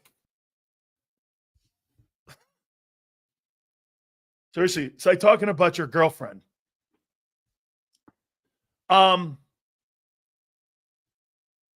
Again, Brock Purdy. Name me a quarterback in the NFC in the last 3 years that's been more successful outside of Jalen Hurts than Brock Purdy. Name me. Name me one.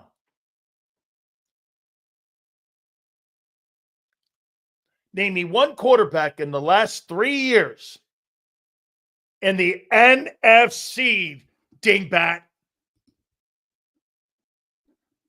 that has been more successful than Brock Purdy. Not Stafford.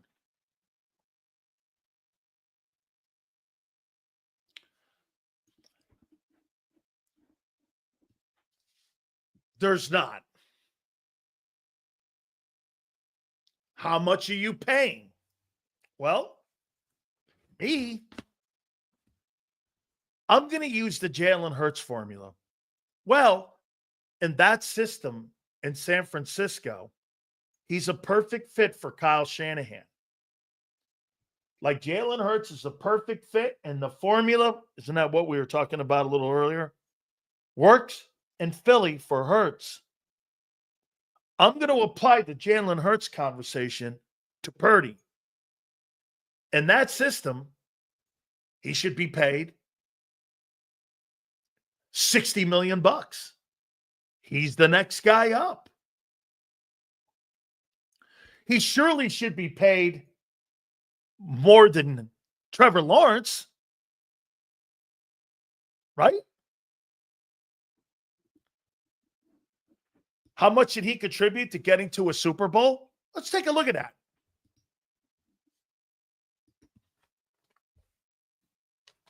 Let's take a look at that year. Brock Purdy.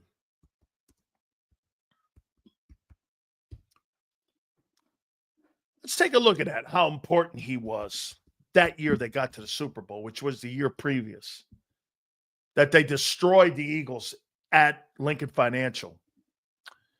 He threw for 4,280, 31 touchdowns, 10 picks, went 12-4, won the NFC, led the NFL in passer rating, quarterback, QBR, was a all-pro, third in the AP MVP voting. He's got 2 Pro Bowls to his name in 3 years. Had the number 1 touchdown to interception ratio in the league. I don't know. Had 440. Get this. This guy had 444 attempts and completed 308. You understand? 104 passes hit the floor in that 12-4 season.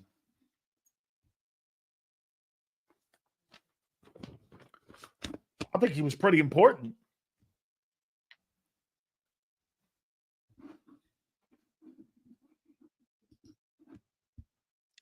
I said that Hurts is the most accomplished quarterback in the NFC. Right. And most accomplished versus best player doesn't matter. Who's better? Who's the most accomplished? That's reality. You can look at a player and say, Stafford's a better quarterback. Mike Golick said there's better passers of the game. Who's the most accomplished? That's all that matters. That is all that matters. There's better passers and better guys from the pocket than Hurts by far. No one's debating that. Only you. But the resumes don't lie. Just like I point out drafting, resumes are what, there's no opinion on a resume. There's no opinions. You can't have an opinion on a resume unless you're lying about it. Okay?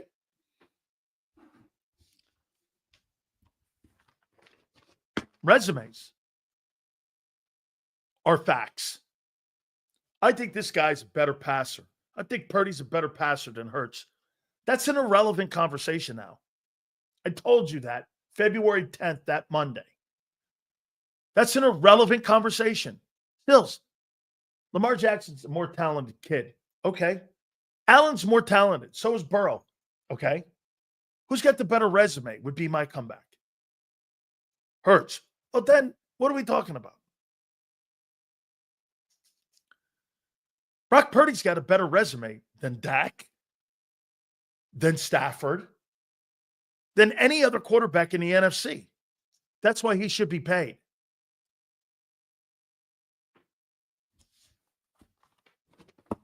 If you use the Jalen Hurts conversation,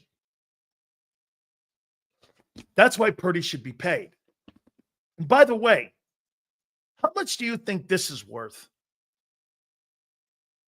How much do you think this is worth if you're an organization? Do you know those shitty 3 first-round picks that you wasted, okay, on Trey Lance? I saved your ass. I saved your ass. Well, we can only go in the last 3 years. Denny, what has Stafford done in the last 3 years better than Purdy?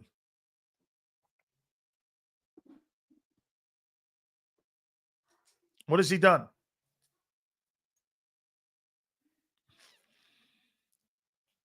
What has he done? He hasn't won a Super Bowl in the last 3 years.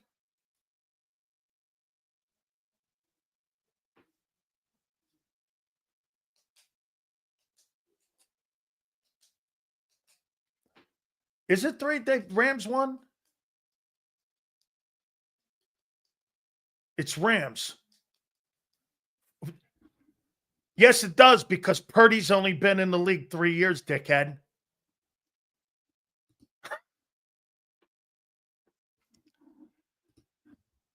I saved your ass, so I grabbed it.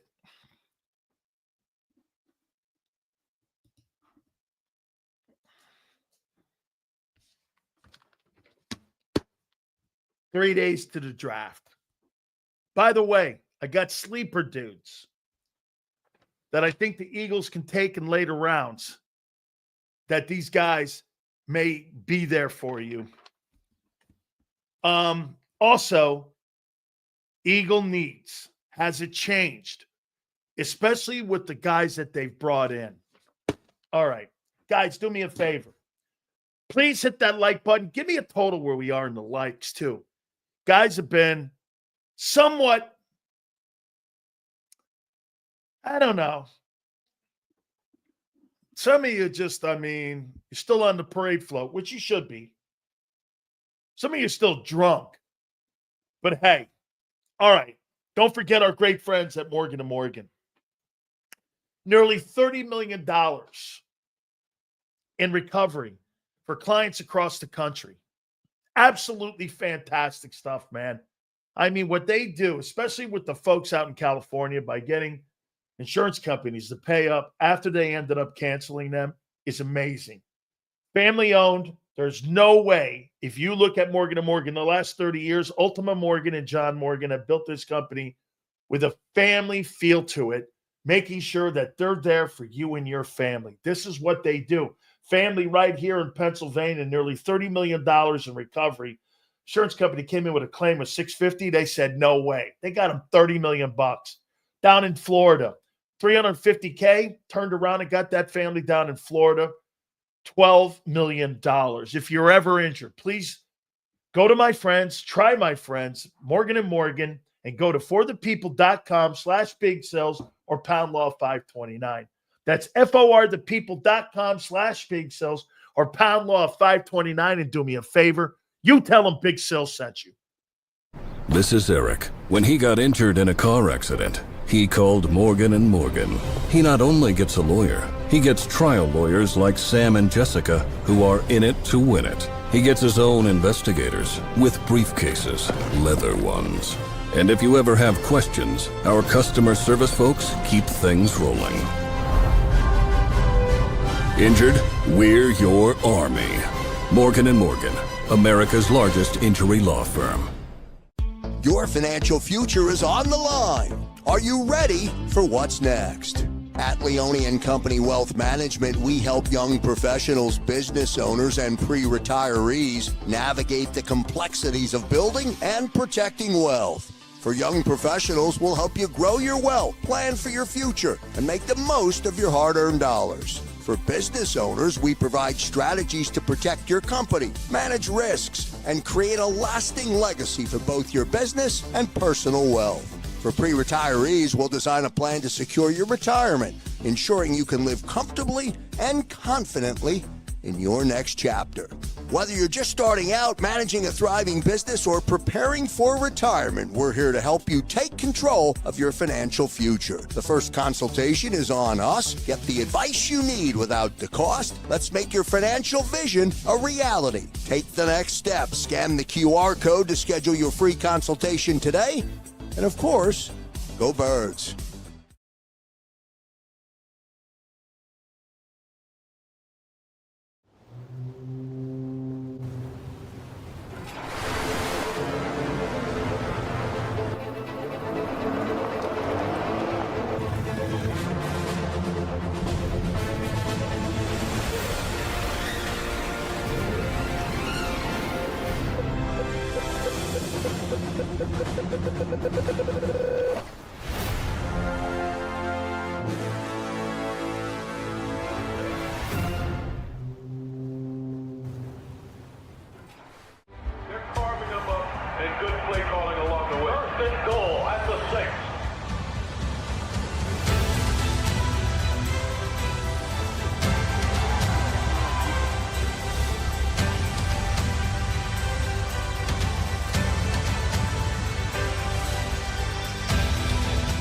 Field of life, First Trust Bank is there for you. Champions on 3. 1, 2, 3. Because Philadelphia dreams deserve a Philadelphia bank. In our hometown, we all look out for each other. We step up to keep our communities going strong. And at Independence Blue Cross, we're here to keep you going strong as the #1 health insurer in the region. No IBX is always looking out for you. EAGLES. Eagles.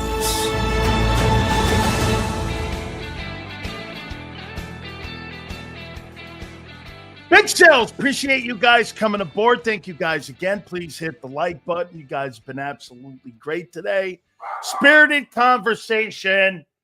Thank you very much. We appreciate it. By the way, USA Today, Josh Peter, the NFL analyst, became a target after ripping Shedeur Sanders. This is the guy I talked about. We were quoted in today's USA Today with Josh Peter here a little bit. It's about Shedeur. And let me go down here.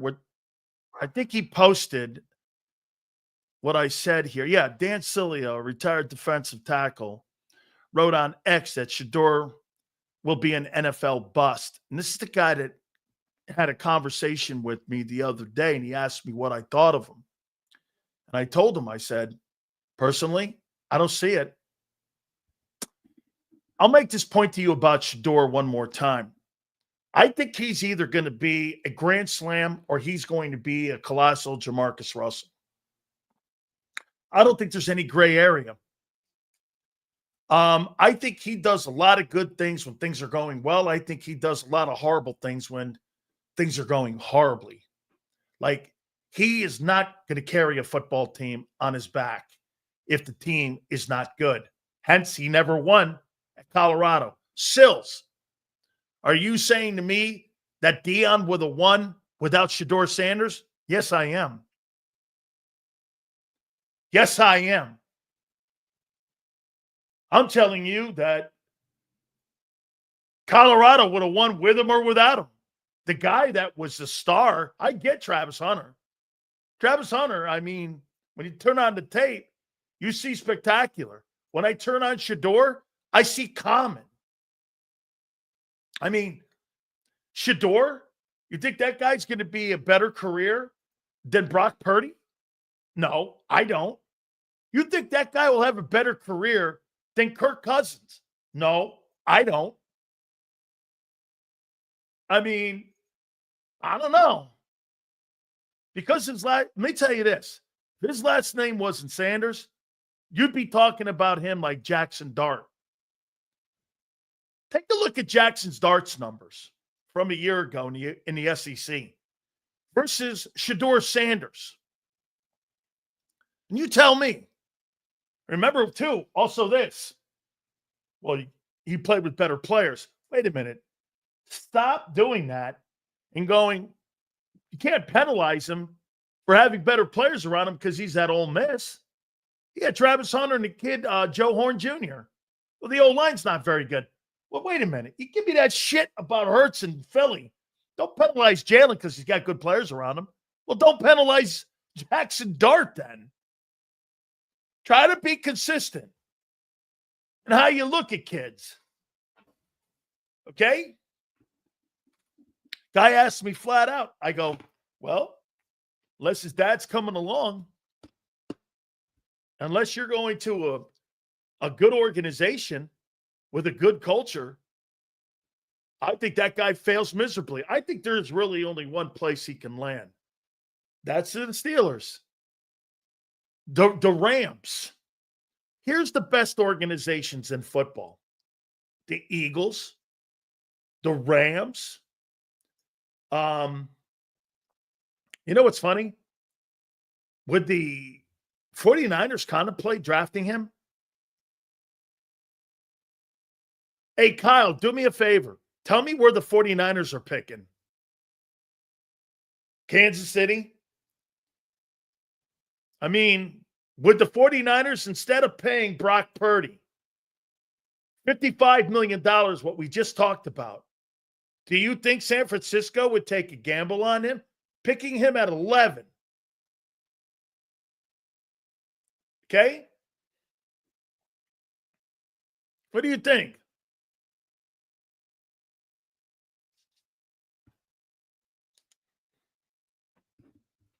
Play a year behind Brock Purdy. Go to San Francisco. Have Kyle Shanahan with you. They're going to build that roster back up again. What do you think? I doubt it. They got to take a corner. I agree. Dart to the Browns? Come on, man. I get the kid's going to go in the first round. I got him going to New Orleans. But let's not get too nuts with the kid. The kid's a fifth rounder in any other year. So let me ask you this here. Is that right? Is that a fact?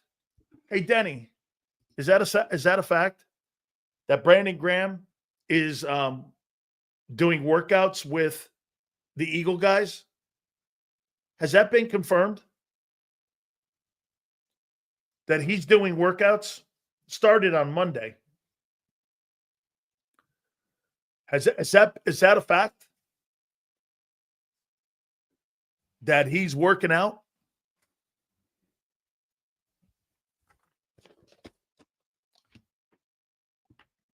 He don't want to retire. If that's the case and that's the facts.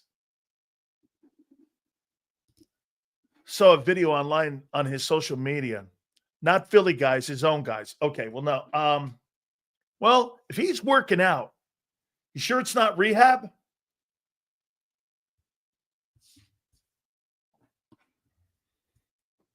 I don't really think he wanted to retire. Let me tell you, I'll say it one more time to you about retiring.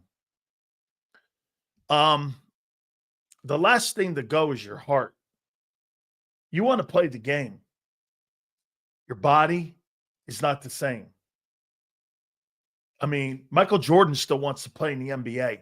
Probably still thinks he could score 20 at 60 plus years old. Your love of the sport never leaves. Your body leaves. I mean, your heart's the same. Your desires are the same. Dude, it's your first true love. Loving playing football. It's the greatest love of your life. I mean, families are ruined over it. Finances are ruined over it. Careers, legacies. Football is good and bad. You love the thing so much, you don't want to leave it.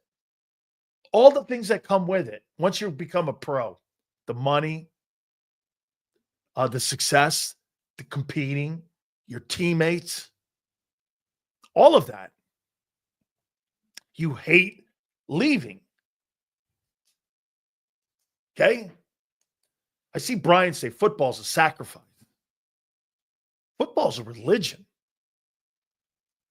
It's the closest thing you can have to a religion. Sacrifice your body, your wealth, your health, everything. It's a funny game. It is. It's a funny game. It's a beautiful game. Yes. Get this. Kelsey effed up not getting a second ring. You're damned if you do. You're damned if you don't. I heard Xander say this morning. He's dead on. I disagree with John. I don't care what anybody says. Nobody wants to be replaced. And nobody wants to be replaced and the team does better and they win a Super Bowl. Human nature. Human nature and being a competitor. Hey, yeah, if you're a waiter, that doesn't matter. But if you're a competitor and you've been competing your entire life and you want to win a job and you want to be the best you possibly can be, you think leaving it and some dude walking in and doing better than you and winning a Super Bowl, you feel good about that? Hey, look, this guy was rooting for his brother in the Super Bowl. That's John Nat. He was rooting for the Chiefs. Why do you think he was rooting for the Chiefs? Well, my brother plays on the team. Yeah, well, I'm not sure that's going to be enough for me with all the things that Philly gave me for me to do that. That might not work. And if my love for my brother is based on that game, we got a problem anyway.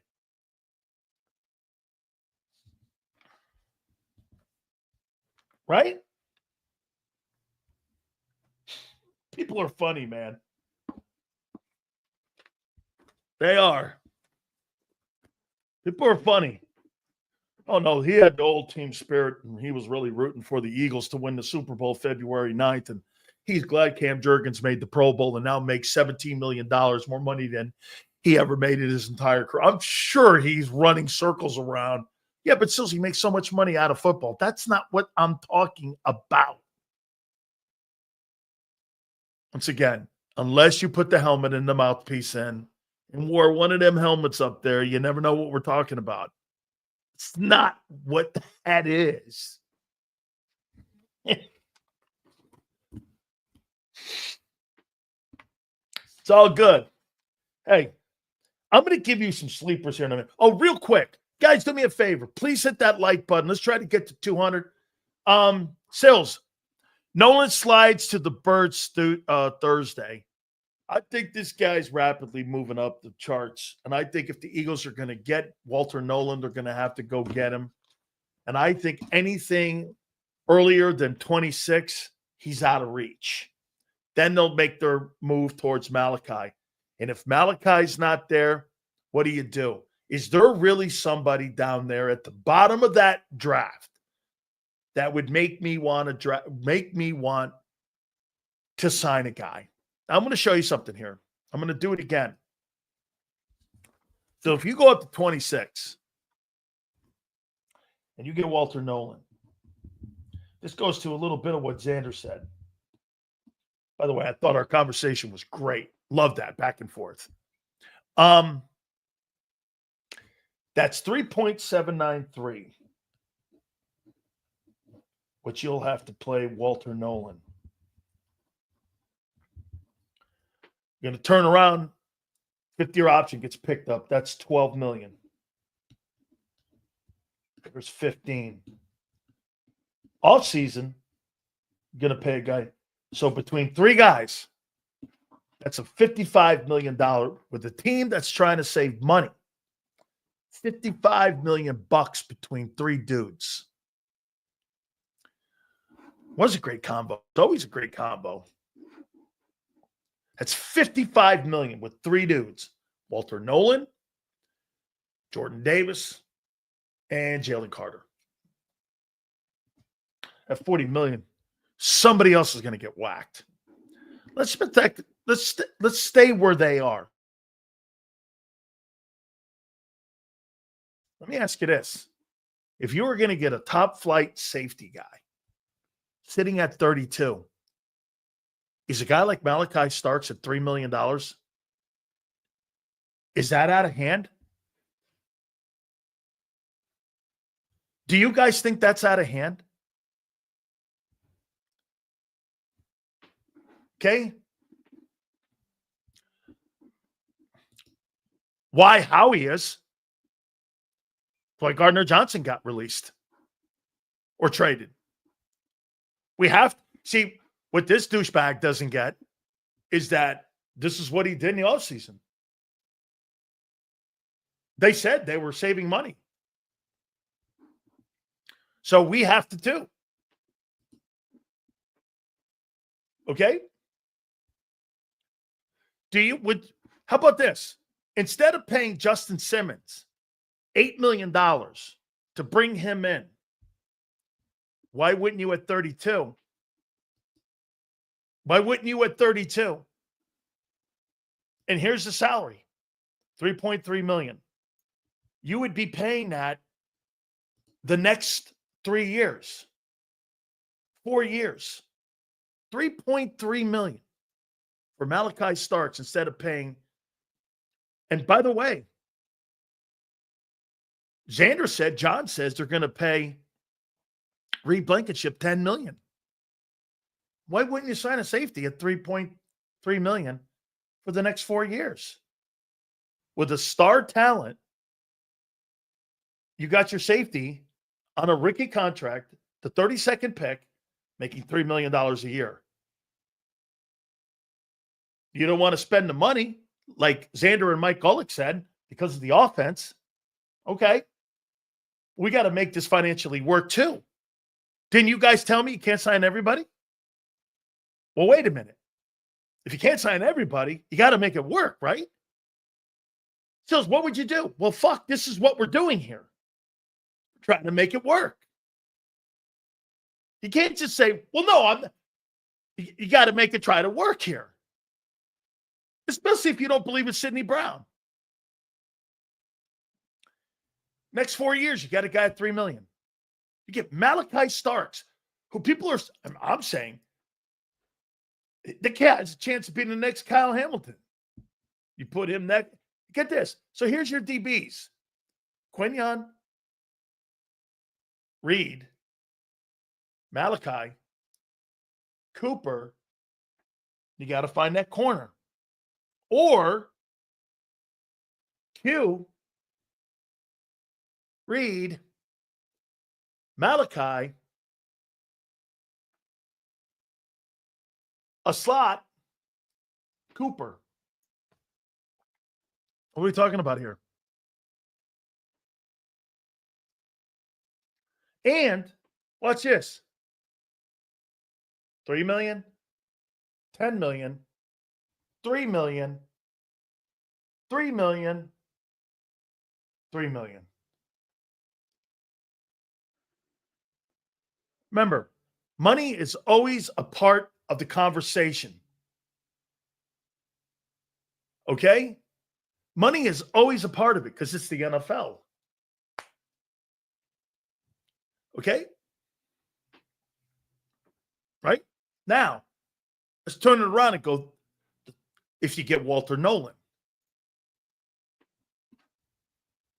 Howie's being smart here. Now, you go here. Nolan Smith is still on a rookie contract. Next 2 years, if you pick, they'll probably pick his option up. Now, that option, and I'm going to tell you a little secret about his option. He's a tier 3 guy. Why? Because in the last couple of years that he's played, he's not been a Pro Bowler. He's not started 17 ball games. He's a tier 3. There's 3 tiers. Pro Bowl, starter for 17, and then guy coming on. There's 3 tiers in salaries. That's why Aiden Hutchinson is a top tier guy because he's made the Pro Bowl. So when you pick his 5th year up, you're talking 20-something million dollars. It's different.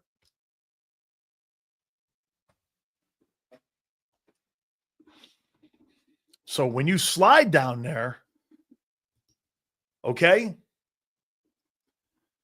you got to remember, okay, money is always part of this conversation. And here's the point. Money is part of the conversation because the Eagles are making it part of the conversation.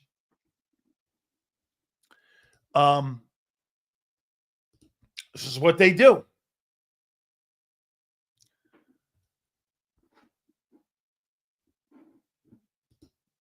Agreed. Agreed. I wouldn't be shocked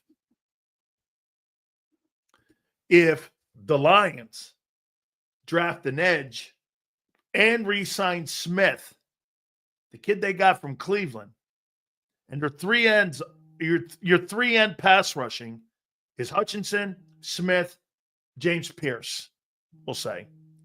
That's where I could see those guys going in that room. And maybe getting another guy in the secondary. Nolan saves you from paying Davis. So wait a minute here. Okay. He's Maro Jomo. So you're telling me you believe that Moro Ojomo can replace Milton Williams. And now you're telling me that Walter Nolan can replace Moro Ojomo. So you really are devaluing Milton Williams as a non-factor player.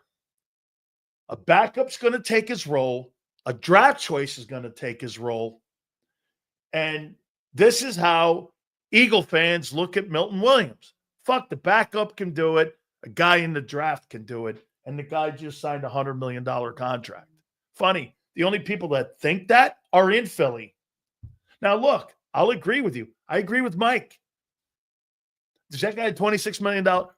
That's irrelevant. Someone was going to pay him. There were 4 teams that were in line to pay him that money. That's irrelevant. Again, like I said, I'm not giving you opinion. It's what happened. So, again, when we have conversations, Moro Ojomo will take Milton Williams' spot. Okay. And yet you're trying to replace him with a draft pick. All right. So, obviously, you don't think either a lot of Moro Ojomo. I actually think the kid's a good player.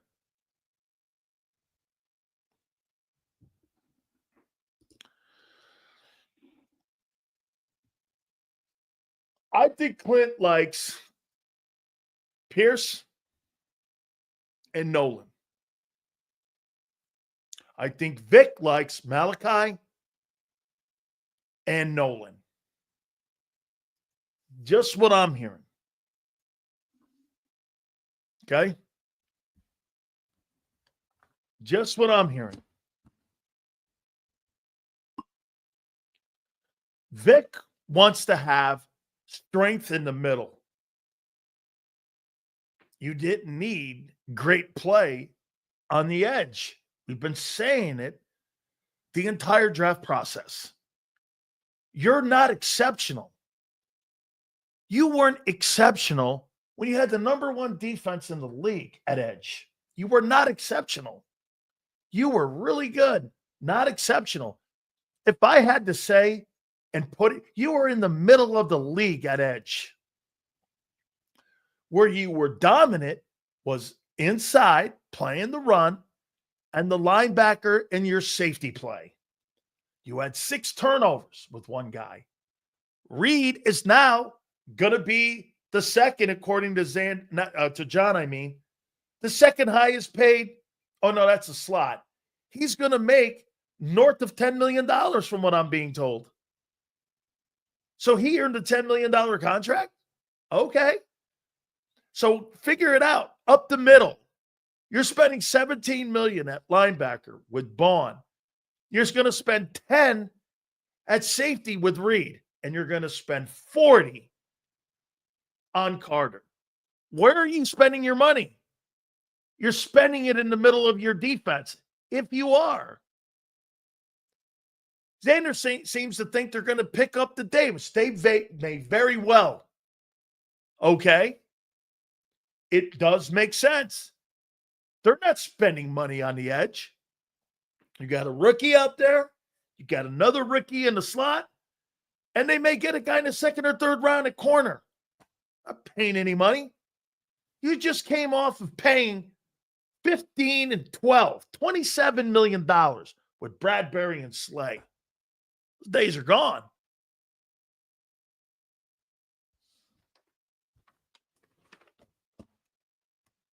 Those days are gone. You're not spending any money at corner. You're spending equity, draft picks. And hey, I'll say this. We had that exercise in the amount, and for the record, the Eagles are going to continue this trend because why? Absolutely true. They slipped the rings on with this. They're every 3 years, they're going to change defenses out. Just so happened this year was after a Super Bowl year. Sweat doesn't get a new deal. Milton doesn't get a new deal. Moving on from Gardner Johnson. Okay? All of that. You got to determine what you're going to do in some of these other like I said, that's their way of doing business in today's NFL. And I happen to agree with these guys. Hey, it's offense, dude. They're going to spend the money around the quarterback. It's more important to have those players around Jalen Hurts and that offense than it is to put players around Jalen Carter. Now, if you want to use the Jalen Hurts idea, let's see, $17 million for Bond behind him, $12 million for Davis next to him, and $40 million. Maybe what Vic is looking at is the triangle. 12 for the nose, 40 for the three technique, 17 for the backer. That's going to come out to 52, $70 million. Those three players. Then you got 10 in the back with Reed. If you draft Malachi, he's only 3. You're good. Right? Can't pay everybody. Oh, it's definitely evident. Definitely evident. And your actions prove to this. It's okay. Sills, would you say they have to invest that much into the offense to help Jalen to be able to just draft players and pay some players on defense like we did with Fletcher, Slay, and BG? I don't think it's about Jalen. I think it's about what these guys have been saying today. Xander and Mike Olick. I think if you don't have a top flight offense, okay, you can piecemeal a defense together with having benchmark guys, Carter. And if they're going to pay Reed Blankenship $10 million, he's in that now. Reed, Carter, Bond. That's where your money's coming. Remember something, too. Cap goes up 18% every year. Okay. The contracts that they're signing are not staying pace with that. They're exceeding that. Especially, hey, if Nolan has a great year, here, let's take a look at the draft, like I said. If Nolan has a great year, you got to pay him. By the way, his contract is up January 8th. Keely Ringo's contract is up January 8th. Jacoby Dean, you can extend him right now if you felt like it. Hey, if they thought so much Nakobe Dean. How come they haven't addressed his contract? Injured? I know. They've said nothing about him. He can also get. Hey, by the way, are you picking his 50-year option up? That's the first time you can start with extensions.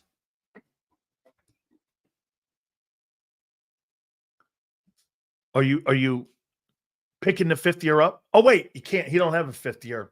He was a third rounder. That's right. Jacoby, you don't have to worry about that. Because that's right. He doesn't have a 50-year option because he's a third rounder. That only applies to first-round draft choices. That's right. Let me get to some of these guys.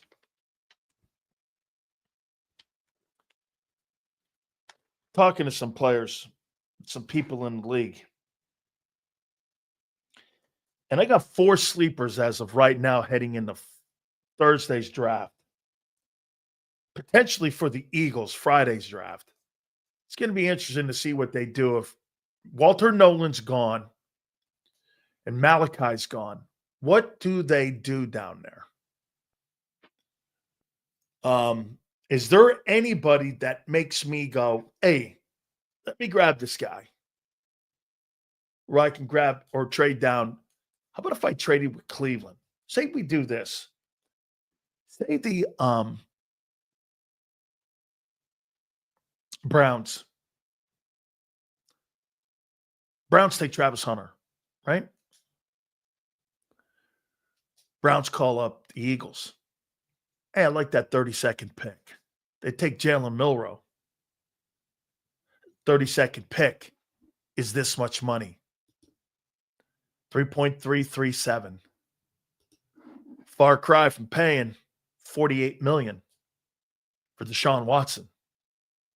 3.3 million? I bet their kicker makes more.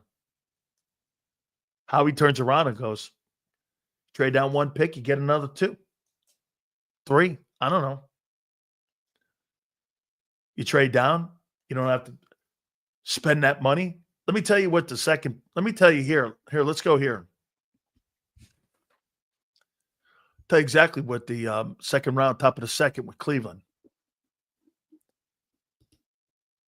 All of this is going to be laid out for Howie.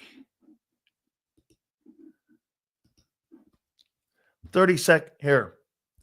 That number goes from 3.4 million to 2.7, 33. Tennessee sitting at 35, goes to 2.6. 35th player in the draft goes to 2.6. Go to Vegas, 2.5. New England at 38, 2.5. New Orleans, 2.4. You mean to tell me I can get an edge rusher who falls in the draft into the second round at 39, and I only have to pay him $2.4 million? These guys in the open market are going for $30 million. Shit, look what Sweat just went for, 20. Financially, it makes Eagle sense.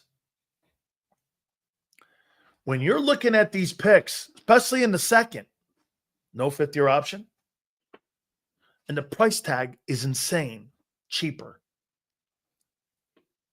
Some of these edge rushers are going to fall because the stupidity of Jackson Dart, Jalen Milroe, maybe somebody else are going to go in the first round, and that's going to wedge you down in there at the top of this.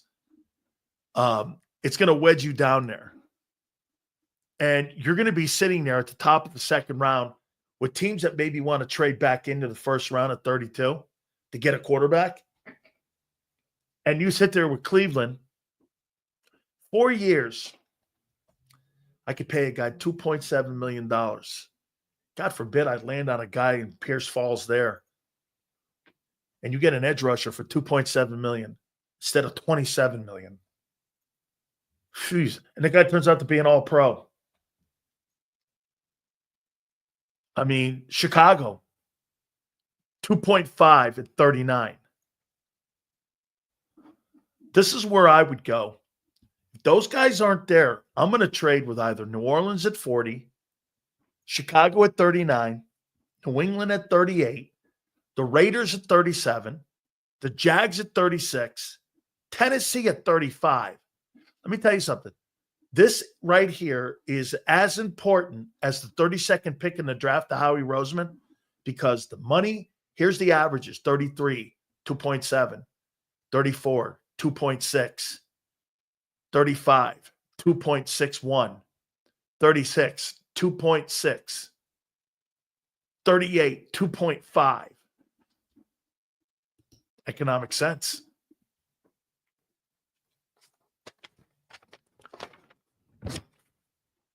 Let me take a time out here. Good friends at Morgan & Morgan, folks. Don't forget, our great friends have the #1 injury law firm in the country. These guys are spectacular, family-owned, family-run. Dan Morgan, who was on too a couple weeks ago with us, was talking about how the family, they got everybody involved in it, and it's family-run. Thousands of attorneys from coast to coast out there fighting for you and your family. This is the #1 priority. Don't ever think, when you tune on a television set and you see some of these law firms that are sitting there trying to get you to call them if you've ever been injured, know this. I know these people over 30 years. I know who they are. And these folks have been protecting families across the country for over 30 years. Do me a favor. Contact them at forthepeople.com/Big Sills or #law 529. That's forthepeople.com/Big Sills or #law 529. Or do me a favor, you tell them Big Sill sent you. This is Eric. When he got injured in a car accident, he called Morgan & Morgan. He not only gets a lawyer, he gets trial lawyers like Sam and Jessica, who are in it to win it. He gets his own investigators with briefcases, leather ones. And if you ever have questions, our customer service folks keep things rolling. Injured? We're your army. Morgan & Morgan, America's largest injury law firm. Your financial future is on the line. Are you ready for what's next? At Leone & Company Wealth Management, we help young professionals, business owners, and pre-retirees navigate the complexities of building and protecting wealth. For young professionals, we'll help you grow your wealth, plan for your future, and make the most of your hard-earned dollars. For business owners, we provide strategies to protect your company, manage risks, and create a lasting legacy for both your business and personal wealth. For pre-retirees, we'll design a plan to secure your retirement, ensuring you can live comfortably and confidently in your next chapter. Whether you're just starting out, managing a thriving business, or preparing for retirement, we're here to help you take control of your financial future. The first consultation is on us. Get the advice you need without the cost. Let's make your financial vision a reality. Take the next step. Scan the QR code to schedule your free consultation today. And of course, go Birds.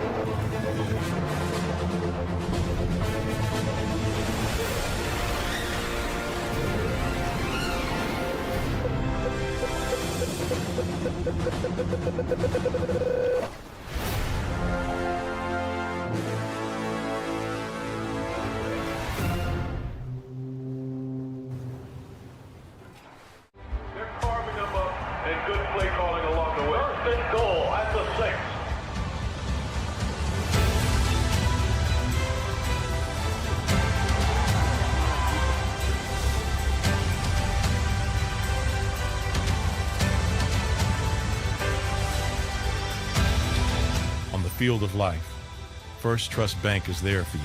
Champions on 3. 1, 2, 3. Because Philadelphia dreams deserve a Philadelphia bank.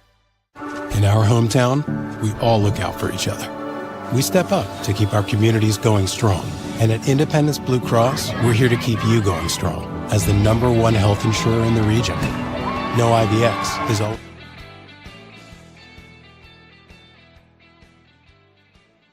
Big Sills National Football Show. Let me do this real quick here. I want to throw these guys out here real quick on some of my sleeper guys. Actually, I think I should probably do that tomorrow.